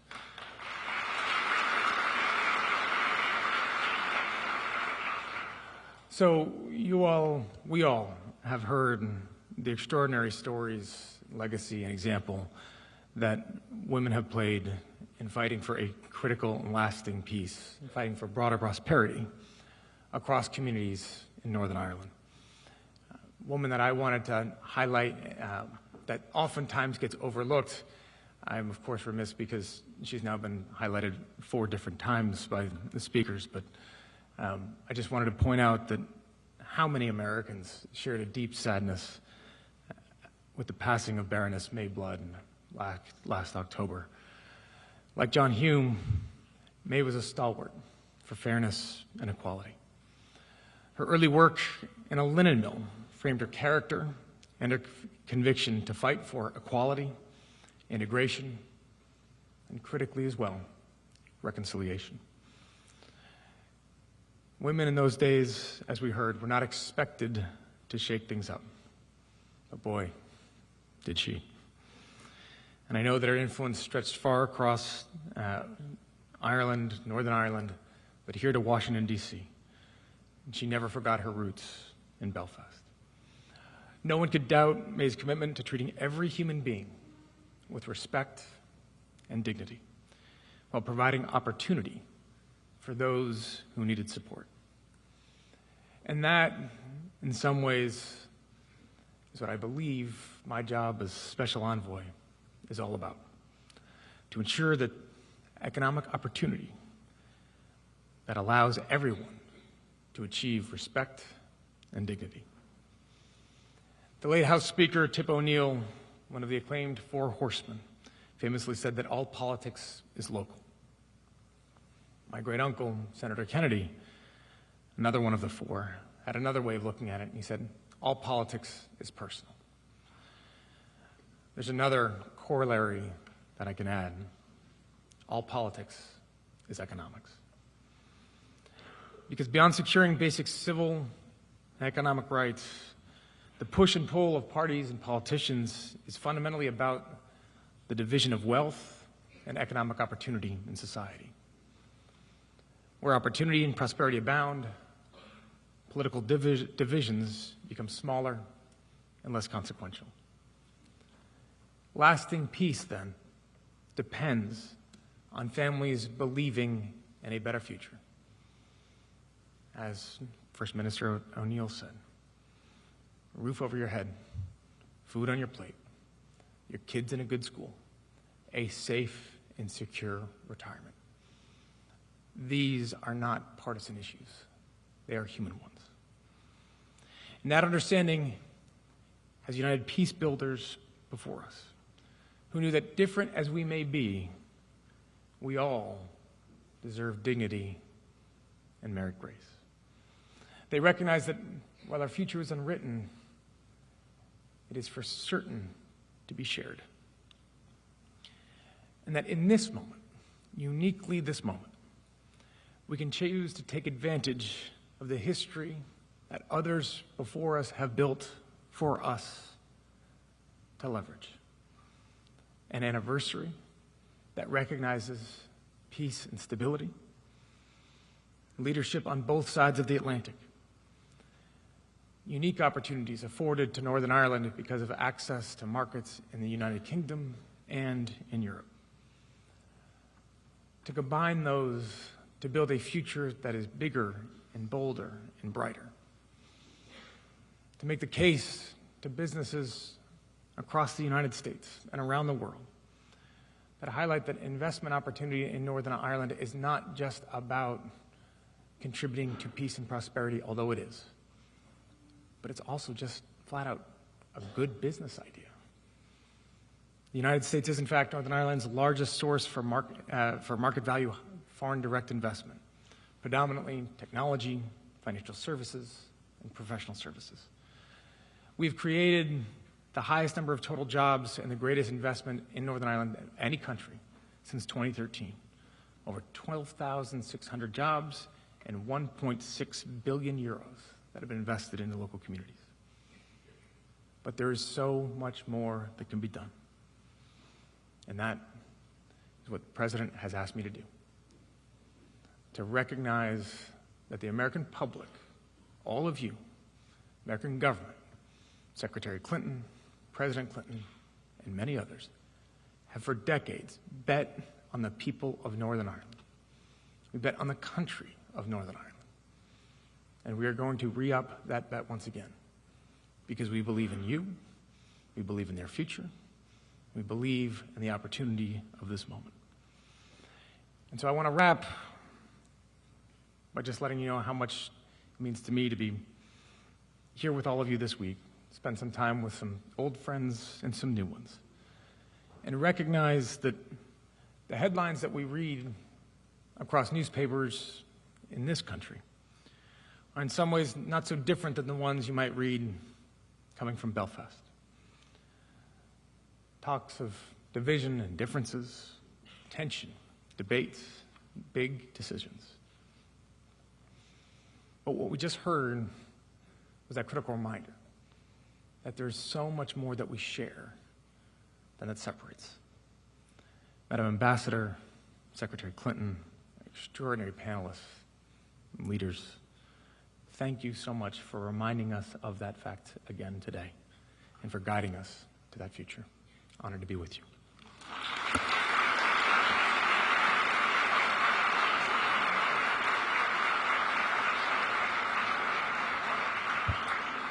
Thank you, Envoy Kennedy, and all the best in your new position. It is now my pleasure to introduce someone you've already heard reference to, the head of the Northern Ireland Civil Service, Jane Brady. The first woman to hold this position, she was appointed in 2021 to lead a force of some 23,000 civil servants, and she's the Chief Policy Advisor to the Executive. The head of civil service, she plays a very critical role in shaping public services in Northern Ireland. Jane.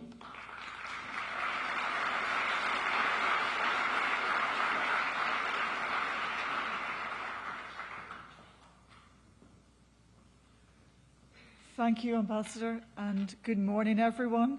And I have to go next now after such a lineup. I am so delighted to be here.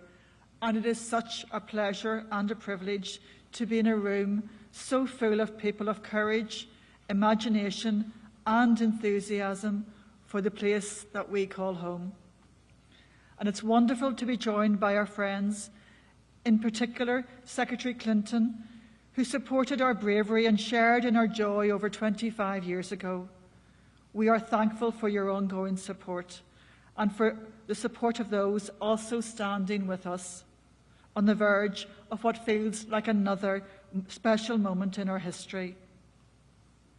A moment underlined by President Biden's impending visit to Northern Ireland, reinforcing our deep bonds and bolstering our giant ambition, and of course through the appointment of Special Envoy Kennedy. And of course, there are many not with us to whom we owe so much, and who's recently been referenced, the late Baroness May Blood is amongst them. Reminiscing, May said, "I've never known where it comes from, but I've always had the desire to change the world." I believe that somewhere, perhaps as mothers or as aunts or sisters, that desire to change the world resides in all women. But too often, our acts of courage and foresight go unrecognised. And as Monica will tell you, before the formal talks began in 1996, women were getting on with building the peace. And the evidence is clear. When women participate in peace negotiations, the resulting agreement is 64% less likely to fail and 35% more likely to last at least 15 years. And 25 years later, the peace these women helped to secure still holds. It has been so successful that we have become a model for other post-conflict societies. Northern Ireland has changed almost beyond recognition because peace has allowed us to flourish. It is a great place to live, to work, to study, to visit, and to invest in. And women are feeling those benefits. Northern Ireland has recently been ranked among the top nations and regions in the UK for women's employment outcomes. And we boast the smallest gender pay gap by a margin of almost 10%. Entrepreneurship among women more than doubled between 2019 and 2021, and 1 in every 4 self-employed persons is a woman. Women are undertaking leadership roles in business, politics, science and technology, shattering perceptions. I am so grateful for the brave men and women who have been part of driving that transformation in Northern Ireland and changing those outcomes. However, the job is not done. Despite these successes, as women, we continue to face obstacles at many levels, and it feels at odds to speak of these challenges at an event which is reflecting how far we have come. But the post-conflict playing field was never going to be a level one. Similarly, the gender playing field is far from level. If our profound systemic issues in Northern Ireland are linked, and the evidence is they are, we need holistic, transformative and sustained change to help elevate women, and all in society have not felt the benefits of peace. And I say that as a woman who has always been in the under 10% representation throughout my career. As a woman in engineering, as a venture capital partner, as a startup founder, and now as the first female head of the civil service in its 100-year history. And of course, policy is for ministers to decide and me to advise, but my advice is clear. We need to look beyond equality of opportunity to equity of opportunity and address the systemic issues which are stopping us delivering equality of outcomes. We need to tilt the playing field so that all of our society flourishes. We have world-leading sectors, cybersecurity, software, fintech, life and health sciences, advanced manufacturing, but also the lowest female labour force participation rate of all nations and regions in the UK. Supporting these sectors to become more attractive to women will help to address skills shortages and boost Northern Ireland's productivity and competitiveness. To get there, we must challenge the significant and persistent underrepresentation of women at every stage of the in-demand science and technology skills pipeline. And we also need to repurpose jobs and reskill women to be part of the fourth industrial revolution. And this is an issue of equity, but is also holding back our economy. We can never achieve our full potential if we do not make best advantage of 50% of our talent assets and have all voices represented around all our tables.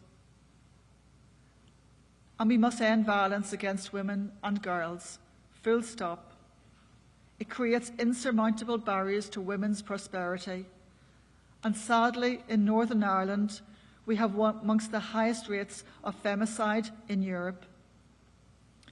The Northern Ireland's executive strategy to tackle violence against women and girls is in development, and we need all genders to join in implementing it. It must be amongst the cornerstones of our transformation.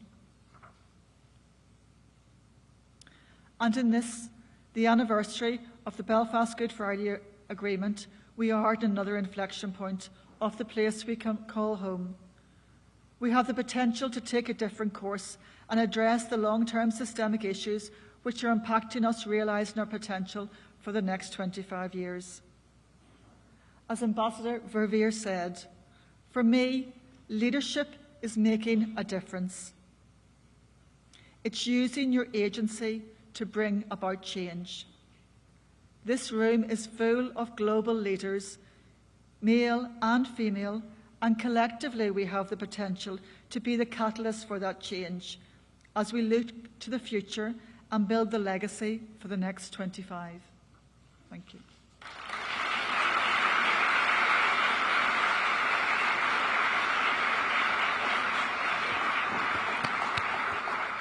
I'm going to ask Monica McWilliams to come back up here to moderate a conversation among some elected officials and civil society leaders on implementing the Good Friday Agreement and sustaining the peace. So Monica, come on up, along with Emma Little-Pengelly, a member of the Legislative Assembly of Northern Ireland, a barrister and member of the Democratic Unionist Party. Patricia O'Lynn, also a member of the Legislative Assembly. She's a member of the Alliance Party. She holds a doctorate from Queen's University. Avala Kilmurray, founding member of the Northern Ireland Women's Coalition, longtime community activist and peace builder. Among many positions, she was director of the Northern Ireland Voluntary Trust and today is with the Social Change Initiative. And Emma D'Souza, writer, campaigner, next generation peacemaker in Northern Ireland. She is co-chair and co-facilitator of Northern Ireland's Civil Initiative and a key leader of the first All-Ireland Women's Forum. Welcome all. Monica, it's all yours. Thank you, Manon.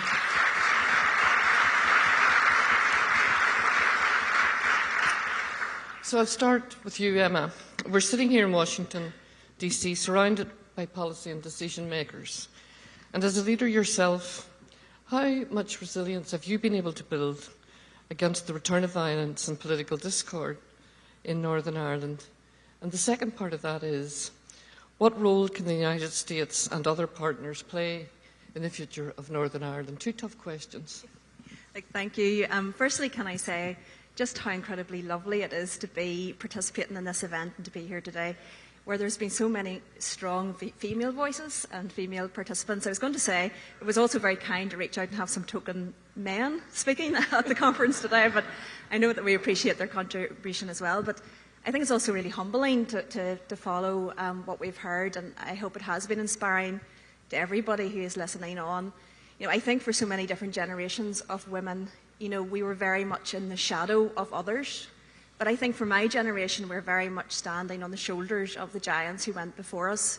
And I think importantly, when we look across the panel here and the previous panel, it's not just in politics, it's in business, it's in the civil service, it's in civic society, where these incredible women really did build the peace, they maintained the peace. And I think very often we talk about resilience, and our system can be very, very difficult. I worked within the system really from 2007 as a special advisor behind the scenes, like so many people who I think step forward into a political role have done so.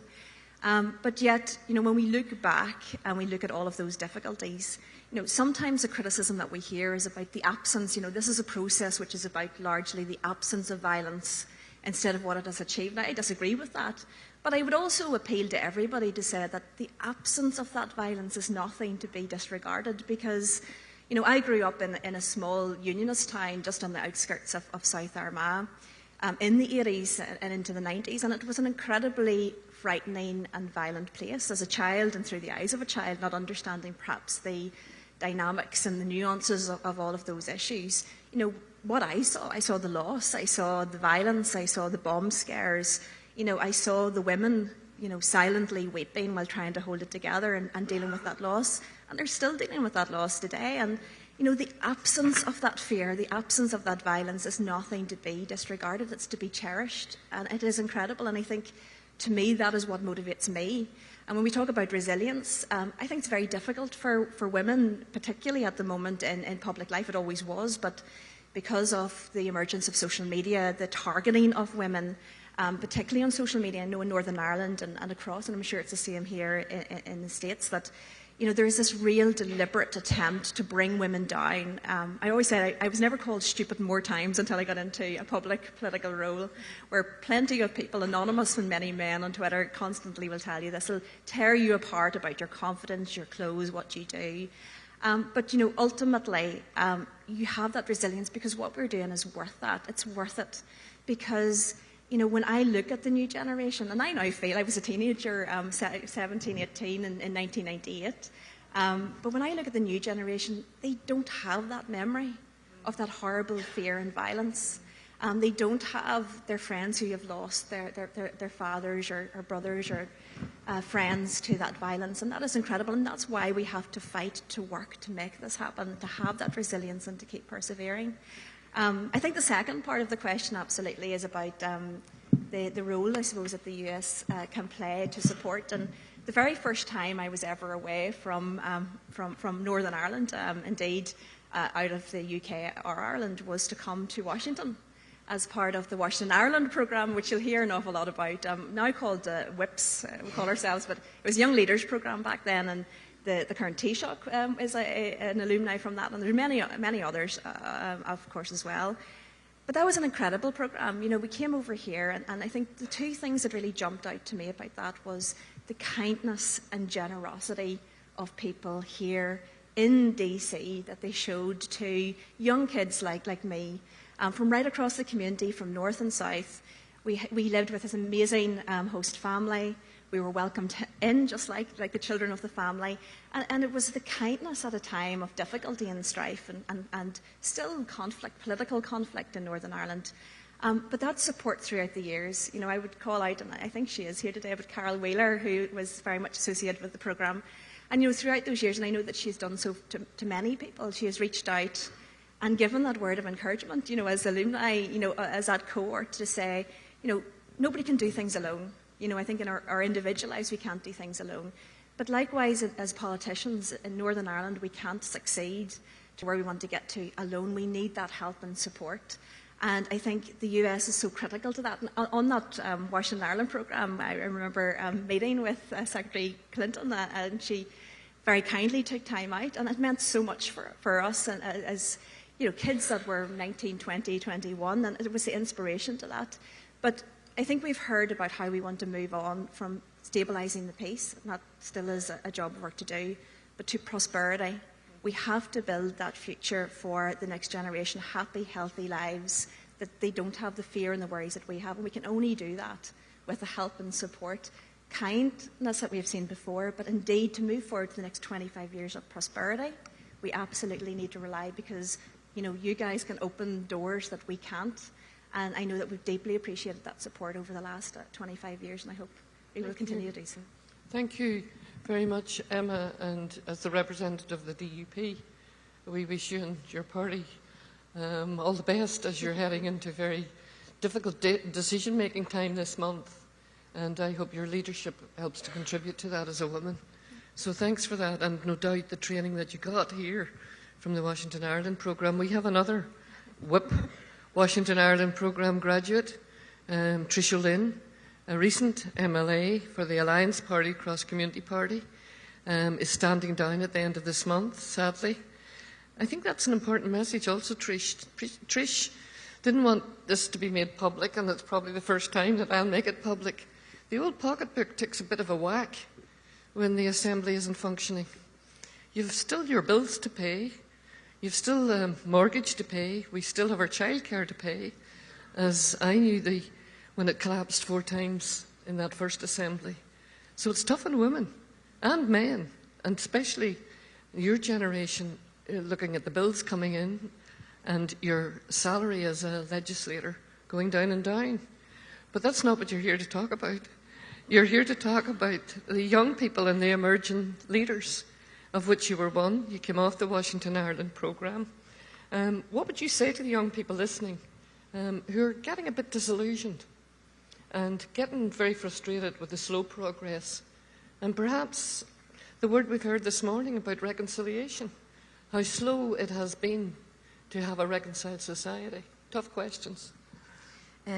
Tough questions, but delighted to be asked them and delighted to be here. So thank you so much, Monica, Milan, and of course Secretary Clinton as well. What would I say to young people? I would repeat what was said to me in the Washington Ireland programme, which is be the change you want to see. And when you can't be that change, find another avenue through which you can enact change that you will still want to see.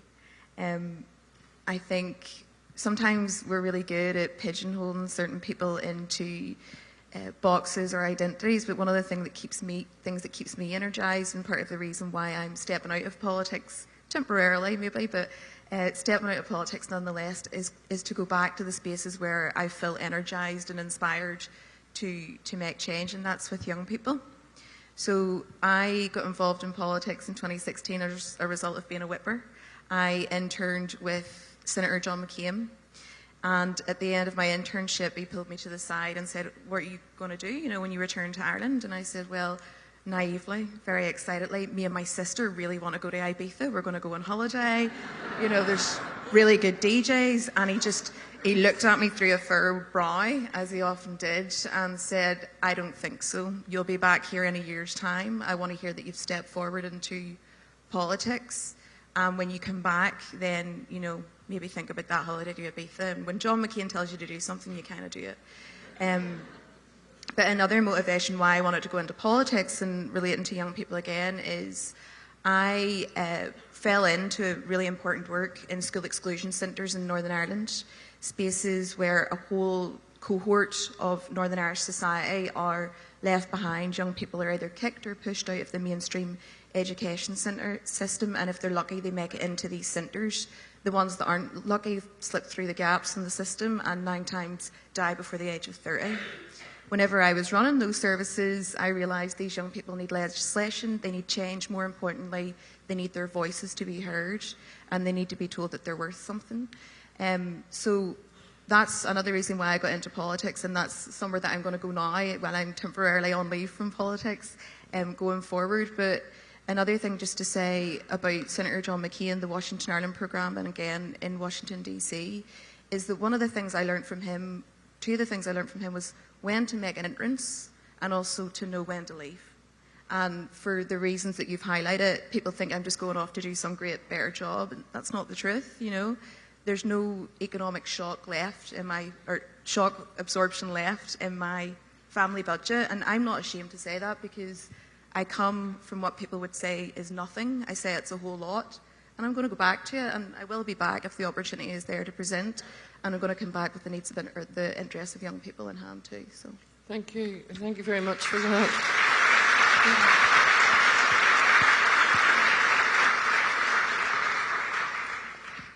Avla, you too have been described as a bridge builder. I have to declare a conflict of interest. I am the godmother to Avla's daughter, who's sitting down there somewhere, and we've been together for over 40 years. And Avla was the co-founder of the Women's Coalition and a very strong civic society leader. How do you think drawing together the political, business and civil society leaders have been so important in sustaining peace and maybe even in speaking up over the last year in terms of some of the uncomfortable politics around Brexit? I think they've been crucial. And again, like was said earlier, they didn't come out of nowhere. I mean, they have been active right through the years of the violence, as well as during the 90s, during the peace talks, and after that.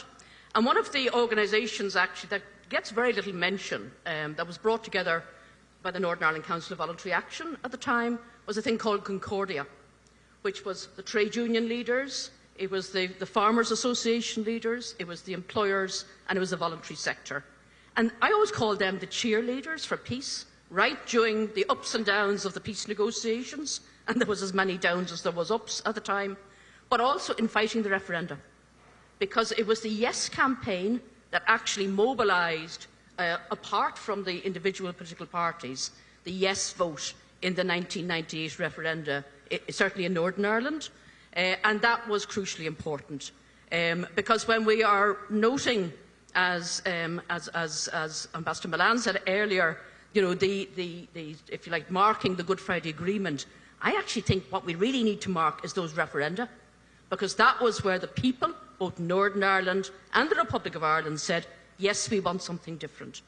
So I think actually what would be really useful, I mean, when we are seeing the business leaders now speaking a bit more about the implications of the talks over the implications of Brexit and the protocol and so forth, we also need to bring back in the voluntary sector and the trade unions.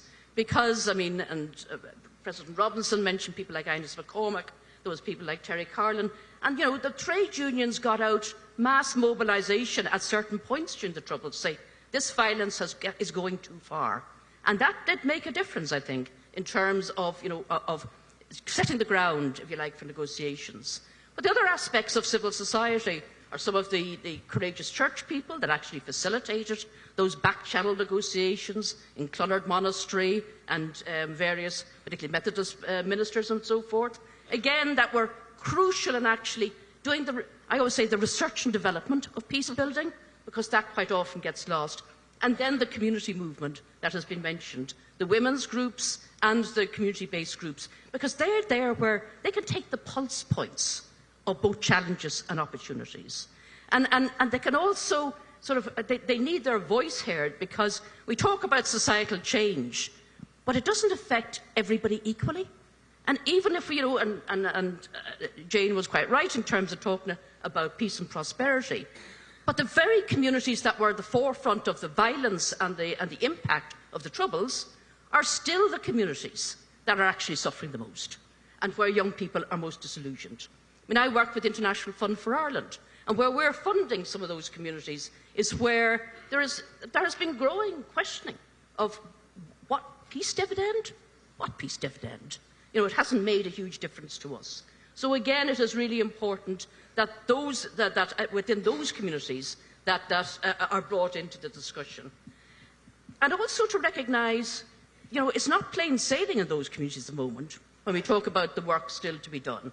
I mean, President Robson talked about the Windsor Women's Centre, visiting it in 1992, and it being burnt down. I got the phone call that Saturday from the organiser saying, Avila, will you come over because we've just been burnt because we've hosted. And it was because the rumour was put around that community that the bouquet that was presented to President Robinson was white, orange, and then green leaves. And so that's the sort of level where local community activists are having to actually sort of, you know, to navigate, if you like, what they can do with. And just this year, people in similar areas, women in similar areas, have been told, oh, now, you know, I wouldn't be taking money from the Irish government, you know. So again, you know, there isn't any sort of other programmes, very many, you know. So again, that sort of sense of control for party political reasons. And that's the thing that I think that civil society needs to start calling out and looking beyond at the moment. Because so much of party politics is short-term and, you know, and trying to keep parties together or whatever in all different jurisdictions. Whereas peace processes need people to be able to look around corners and look at the long term in order to create the space where we can actually create a better society, irrespective of what the constitutional arrangements are. Thank you. That's very important.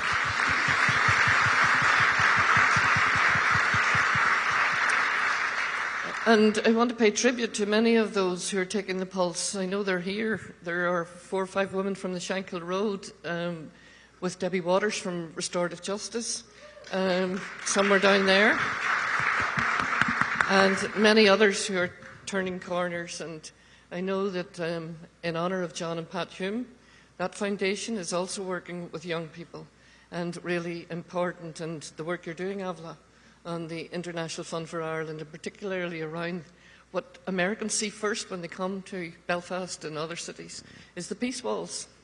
And as I said over and over again, not only do we work towards taking those down, but the walls in our heads as well. And it's Avila's responsibility under the International Fund for Ireland to ensure that we keep a date in mind to have every single last wall taken down.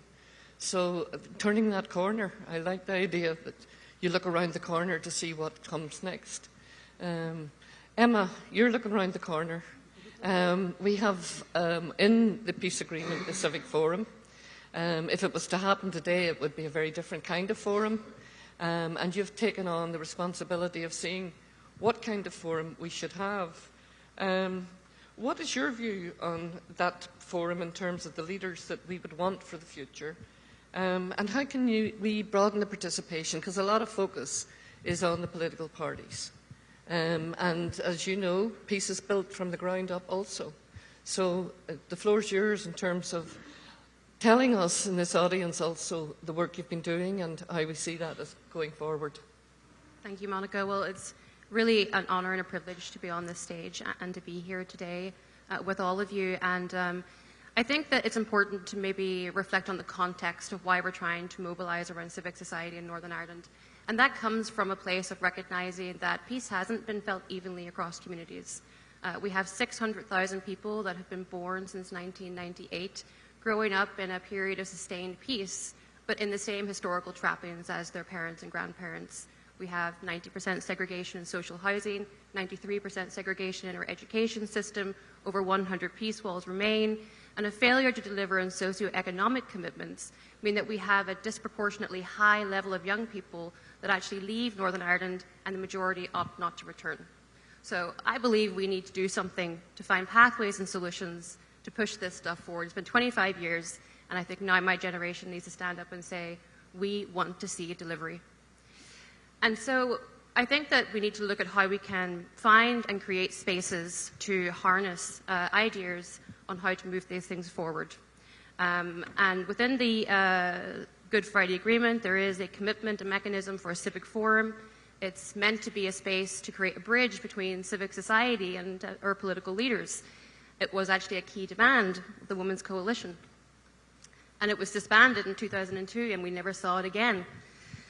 And because of that, we have this real void of civic engagement, this void of civic spaces in a post-conflict society where there is so clearly a need to have greater citizen engagement, to be able to give agency back to people in their communities, to be able to see themselves in the peace process, and be able to have a say to push things forward. And actually, funnily enough, it was Avila Kilmurray who I sat down with first around this idea, had a cup of coffee, and said, why don't we just create this space ourselves? What are we waiting for? We're never going to have it if we just continue to wait. And we need it. Civic society needs a space. It needs a space to critically analyse where we are with the peace process and to find pathways and solutions forward. And it always comes from the ground up. It always is in communities where we get these answers. We just don't have the right framework and structure to be able to harness them, and that's what we're trying to do now with the Civic Initiative.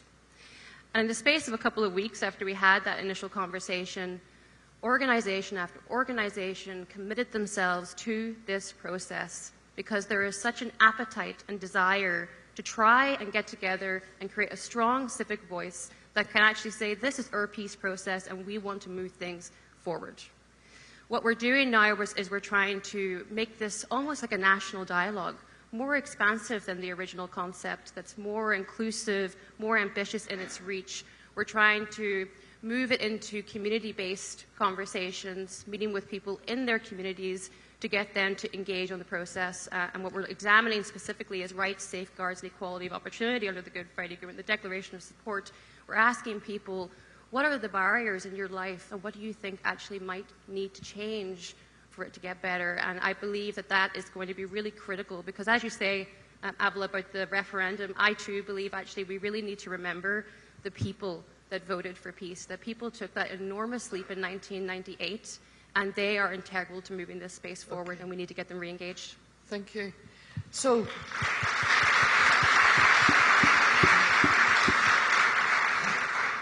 I too have some questions here, both from participants at Georgetown University, and I hope we can get to them, but for the sake of time I mightn't get through all of them.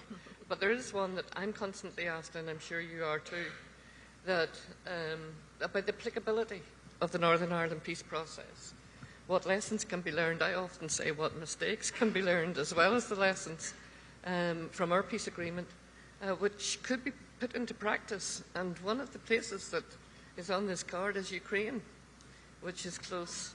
I mean, I've just come from South Sudan, and they said that so much attention in the world has now turned to the Ukraine that they feel like a forgotten people. But in our television screens every night we see this terrible war, and indeed, north and south, we are hosting over 48,000 families currently in such a small country. Indeed, one of those families is living in my own sister's home. So, Avila, and any of you feel contribute to this, because Avila, you have a foundation that brings other conflict societies together, but what lessons or mistakes would come from Northern Ireland to other conflict regions? Well, the foundation you refer to is Foundations for Peace Network, which are locally based community foundations working in conflict areas like Nepal and Sri Lanka and Georgia and so forth. And I think marrying the learning from them as well as our own situation, I think one of the geniuses, actually, of the Good Friday Agreement, well, there was two ones that really struck me. One was the ability to untangle the absolutism of citizenship. So we can be British and Irish and both. And and whenever, and we've both been in Cyprus, you're sort of saying, in areas like that, that is really important.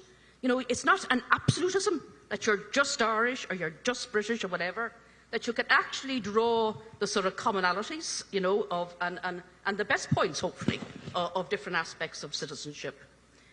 Now, I think what we haven't done, and what has now been made almost like a win-loss situation, and so often politics in divided societies are, if that side gets something, then we automatically have lost, and vice versa, is identifying or discussing even, so what does that mean?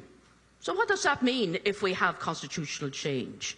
What are the aspects that are intrinsic to British identity that need to be respected and upheld? in a different situation, or vice versa, Irish identity. So looking at having some of those conversations in a broader sense. And that could also be very important in a Ukrainian situation as well, in fact, in any situation. And the other thing I think that we have learnt, we haven't got round it in Northern Ireland, is to try and create space for diversity. So it's not, and I hate the terminology that's currently been used, Catholic nationalist republicanism or Protestant loyalist unionism. There's all sorts of differences within that. There's people whose primary identity within that might be LGBT, or people that are incoming communities or whatever else. We need to create more space for people, rather than sort of saying, well, the British people think this, or the Irish people think that, or whatever else. Because they actually, quite often what we find with opinion polls, you get 17% that actually do think that, 17% that think something totally opposite, and the people in the middles actually change, and depending on circumstances. So creating space for that sort of change. In terms, and you touched on it earlier, what did we do wrong? I think we all heaved a collective sigh of relief with the Good Friday Agreement being agreed, not quite signed, but agreed, and the referenda, and we didn't look at implementation. Yeah. And I think, to be honest, and we also didn't look at the implications of the renegotiation bits. I think something that was really wrong was the St Andrews Agreement, where they reduced the representation from 108 people in the Assembly to 90, which cut out people like David Irvine's party, the Progressive Unionist Party, the Ulster Democratic Party, that were so important to have there. So again, having the eagle eye as to what's happening, and then also realising that over time, and I really do pay tribute to the United States for its consistency of interest and attention in terms of the Good Friday Belfast Agreement and the Northern Ireland situation, because we're in danger in Britain, certainly, and in Ireland, in the Republic of Ireland, of people just losing interest, done deal, and then making changes that don't take on board the intrinsic aspects of the agreement that then can perhaps start untangling it and be problematic. Thank you, Emma. I think one of our biggest successes is also one of our failures, and we fail at it all of the time, and that is, fundamentally as part of it, trying to understand the other. And I think that what worked, or what appeared to work so well, I think back then, was a sense of, look, even if you don't agree with that person, you may not agree with me as a unionist about my unionism and why I think that's the best for the future of Northern Ireland, but it's the recognition that people have that view. And actually, I think in any negotiation, the negotiations I've seen that have been most successful has been when you recognise the fears, the aspirations, the hopes, the experience of the people across the table, but also recognising the limitations that they also have. There's no point demanding something in a negotiation which is completely unsellable for the other parties that need to sign up to that. And I think likewise connected to that is the sense of, any negotiation should be something that everybody can come away with and say, we've got a little bit of what we wanted. Nobody's ever going to get everything that they want out of a negotiation, but that there's no clear winners or losers. There's something in there that you wanted, or you feel your community or who you're representing wants, or is good for the future of Northern Ireland, or whatever that may be, and that you can go out and say, look, this is a success because of this, but here's a challenge. And I think where we do it wrong at the moment, and I think this is something to do with, as well, the emergence of social media. We shout at each other in social media, indignant in our righteousness and rightness, and everybody else is wrong, and we don't listen enough. And I feel, especially as a unionist at the moment, that there is an othering, that somehow you're this strange creature that cannot be understood, and yet we have so much in common. Our experiences, our hopes for Northern Ireland, or building the brighter future for our young people. There are so many things that we do have in common, and I think if we can get back to that sort of basic idea of understanding the aspirations, fears and inspirations and vision of the other people around the table, no matter what they are, a nationalist, unionist, or everything in between. And I think that is something that's applicable to conflicts throughout the world. I think Peter Robinson would often say, you sometimes have to make the issue bigger in order to find a solution, because by making it bigger, there's more for people to get out of that, and there's also more that people can compromise on without absolutely compromising their key position and their ability to lead and sell and to promote that type of negotiated outcome. Wonderful. Absolutely, from what I saw all those years ago. So the EU and the UK have been in a bit of a struggle. Trish, Emma. Just save the easy stuff for us. What kind of lessons in your experience of building sustainable peace? I mean, we've talked a lot about when you're in a crisis, get into a dialogue and don't get into a huff and don't walk away. Stay at it. And Avla's talked about making difficult situations more nuanced. That's a question, and we're kind of getting through it. What's your sense? Will we get there?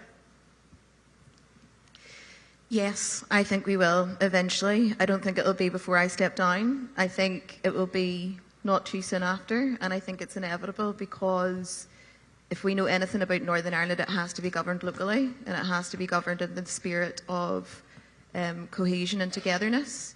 And what we also know, and I'm sure what Emma knows really well because I've screamed about it enough on social media and in person, is that the middle ground is growing, and my party's success is evidence of that. We are operating in a political system, if you take the protocol aside, where you have to designate as nationalist or unionist in order to sign in. My party refuses. We designate as United Community. We don't have a view on the constitutional position. We're focused on the humanity of the situation, the bread and butter issues, the food on the table, the lights on, the kids going to school. And when it comes to issues of the protocol, how I managed it in my constituency, which for context I joke fun and say it's the most liberal constituency in Northern Ireland. It's most famous for being the birthland of the DUP and Ian Paisley, and people think that it's some non-cosmopolitan place, and it's not. The people are exceptionally kind. They're lovely. They have different views on the constitutional question to me, but how I built consensus, how I built relationships, and how I shared my perspective on Brexit was connecting with them about their children, about how their lives were being impacted, about how do we move forward. Is there any other way of moving forward other than negotiating this and getting our assembly back up and running? And the outcome of the election showed no, there isn't. And I think that's why I got elected. But yeah, I think it's going to happen. It's just not going to happen immediately. Okay, that was a question from Fiora Adamina, who is a student here at Georgetown. So if you have time afterwards, we'll spend maybe the whole afternoon talking about the EU-UK protocol, which we've been focusing on, but time's short.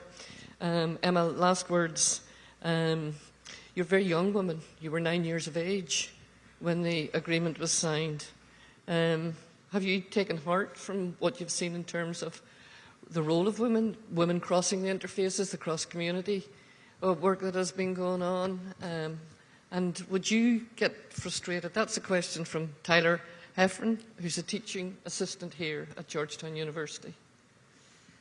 Yeah, I mean, I was quite young when the agreement was signed, and if you had told me then that I would end up, defending that agreement through a court system for 5 years and it would become my life's work, I would not have believed it. But it can be quite challenging, and I think on the point around implementation, I think being young at the time, I don't have memory of the Good Friday Agreement. But I can look back and I can see what I believe are some of the challenges and why we're in the position we are now.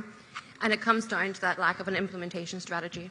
And I think that in order to move things forward, what I'd really like to see happen is 3 stages. One is a review process, what has been implemented, what hasn't been implemented, does anything have to change? And I think we do have to be mature enough as a society to say, do you know what, some things that were necessary in 1998, maybe we've outgrown them.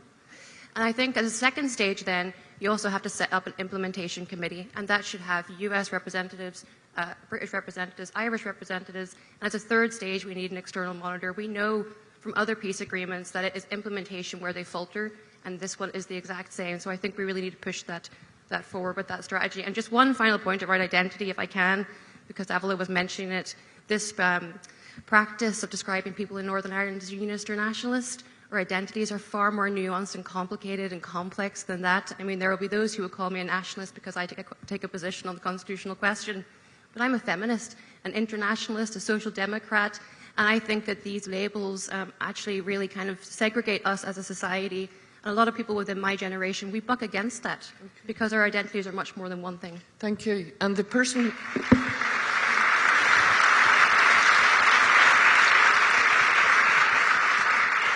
There is another woman who should have been on this platform, but she rang me the night before we were to take the flight to say she had COVID. And her name is Sandra Peake, and she runs the Trauma Centre for Victims and Survivors.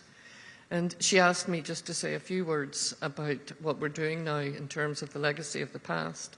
And she is a true hero. She's been there. She's a nurse. And she nursed the victims of the Shankill bomb, the bomber, as well as the victims. Can you imagine how difficult that is? And that's what you do when you're a nurse. And she said, please tell them not to forget about the legacy and how we need to deal with that. And she wrote to me and she said, you know, we've now got this program of victims and survivors acting as citizen educators. So out of something terrible has come something good. And I thought it was beautiful. And then she said, let's pay attention and tell the United States also and our people at home to pay attention to that legislation that's going through Westminster. She said it has to be human rights compliant. You cannot wipe victims off like this. She said, they have moved on, but please don't ask them to move aside. And that's a really important message that we should leave the audience with. And I think we're still facing one of the oldest challenges. It remains the same challenge. How do we live well together? And that today, Milan, is what we've tried to do here and to show the people here in Washington, D.C. and beyond how we're struggling to live well together. But with women at the helm, we will never stop doing that. And it's with your leadership that we've truly been inspired and empowered and had our batteries recharged to go back and do it again. So thank you, Milan.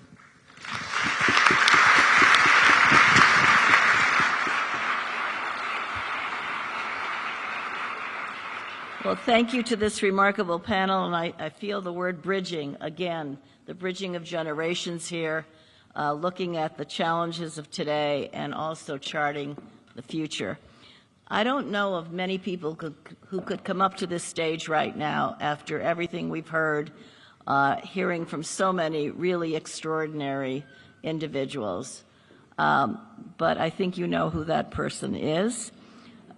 She needs no introduction. It is particularly fitting to have Hillary Clinton with us today. She has, as you've heard, a long-standing connection with Northern Ireland and its people. For more than 25 years, I've witnessed firsthand the extent of her commitment to supporting peace in Northern Ireland as First Lady, as Senator, as Secretary of State, a commitment that continues today, and perhaps fittingly, that she is now the Chancellor at Queen's University. Secretary Clinton.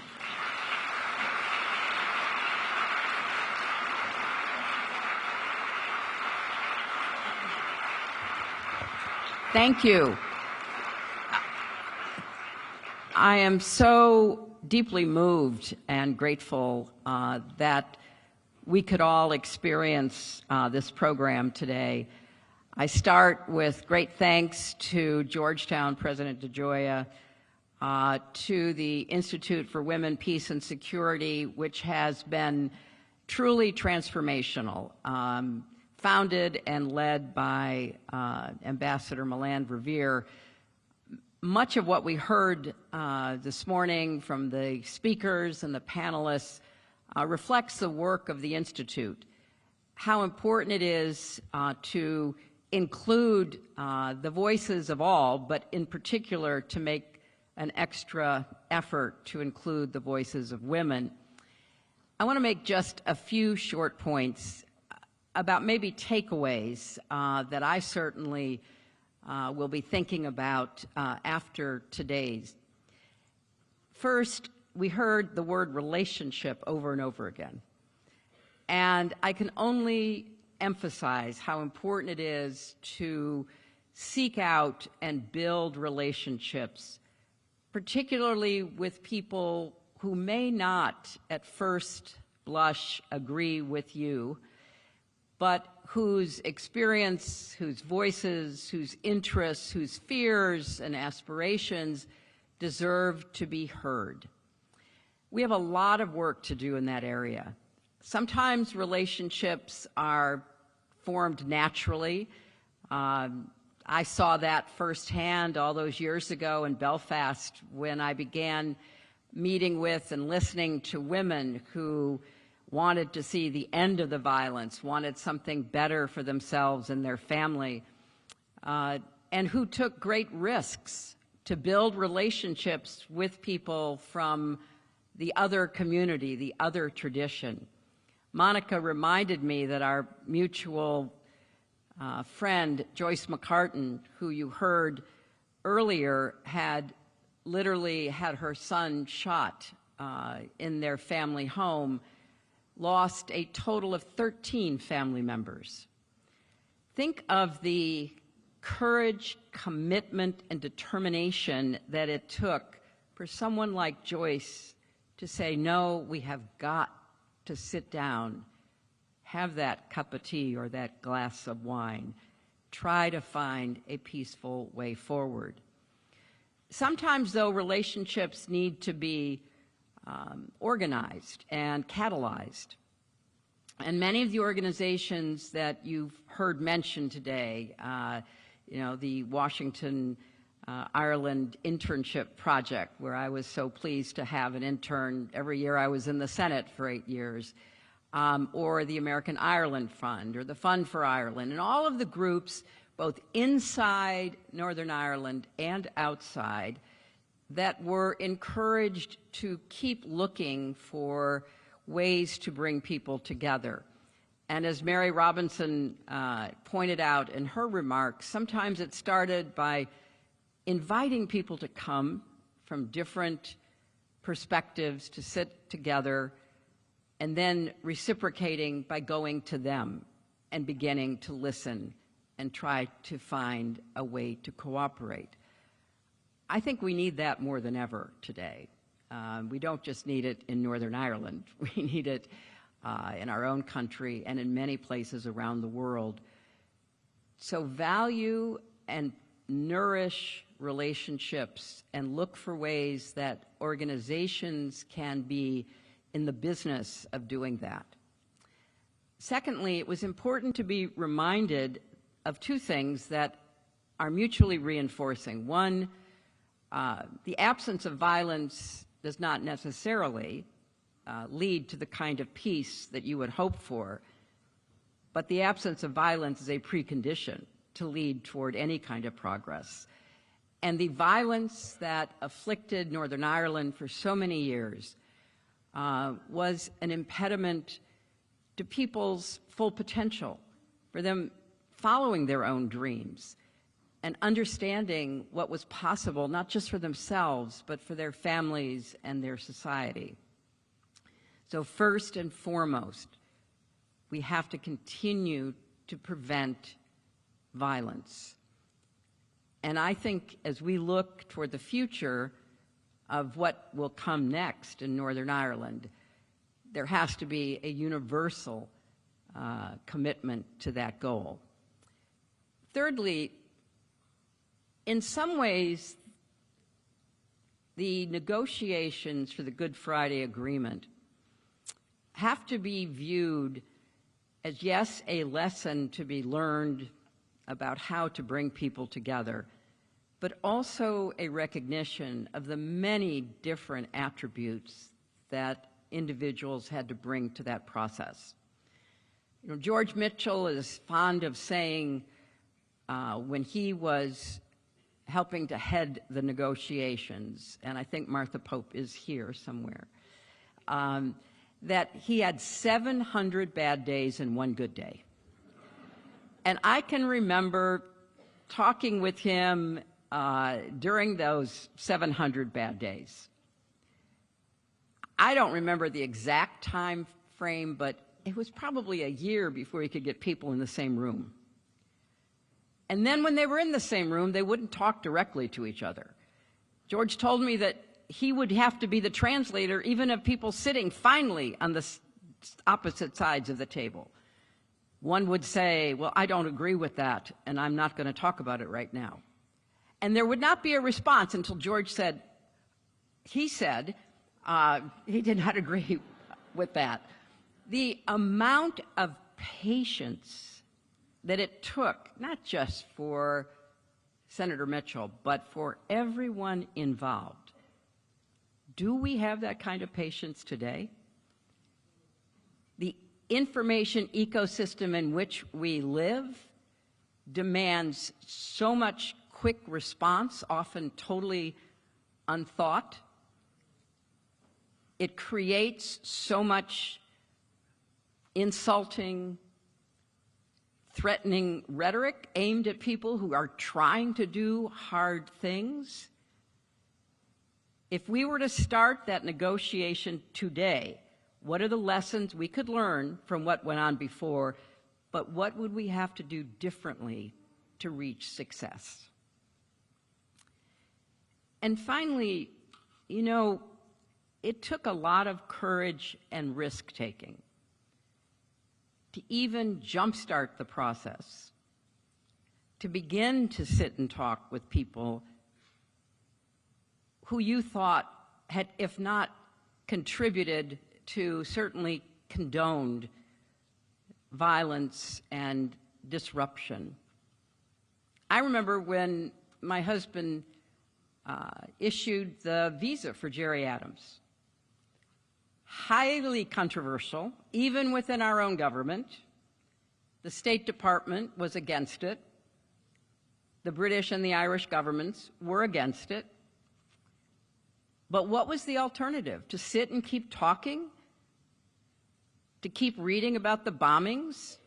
To try to figure out some other way to get people to the table? You do not make peace with your friends. You do not negotiate with people you already agree with. It is sometimes difficult in today's environment for people to want to make the effort, let alone take the risk, to get out of their own comfort zones. We don't even want to hear things we disagree with. We don't want to hear different opinions from people who we have already concluded are outside the pale of our comfort zone. You cannot run a society, let alone make peace, for long if that is your ingoing attitude. I have nothing to learn from this person. I do not see him, her, as a fellow human being. There is no reason for us to talk. That is what we see happening in Ukraine today. The Russian aggression is aimed at dehumanizing the Ukrainian people. They are not worthy of existing, so why should anybody care whether they are bombed into oblivion? So we all have to do some serious soul searching about how we relate to one another in this much more complicated information environment, where demonizing and scapegoating are just accepted strategies. To get beyond that, to get back to the hard work of finding common ground and creating a more peaceful, prosperous future for everyone. So it's a great honor to have been a small part of this extraordinary journey that the people of Northern Ireland have been on. And we want you to know we stay with you, we support you, and we will try to learn the lessons that you have taught the rest of us. Thank you all very much.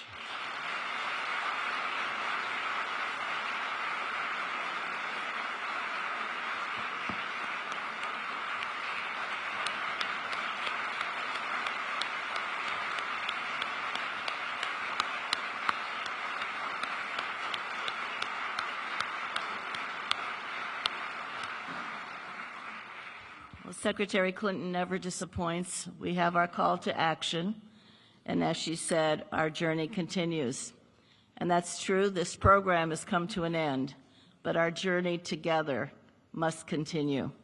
And before we all leave this room, let me just thank the people who made today happen.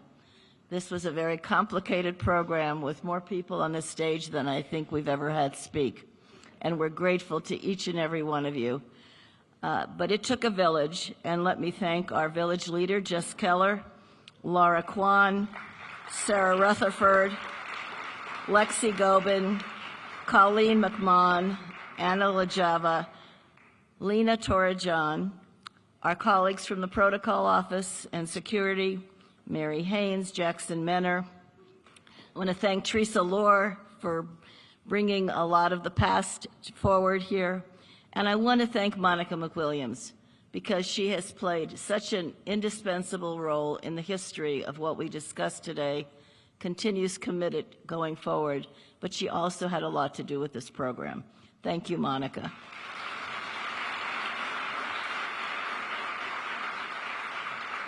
So thank you all, and ever onward, our work continues.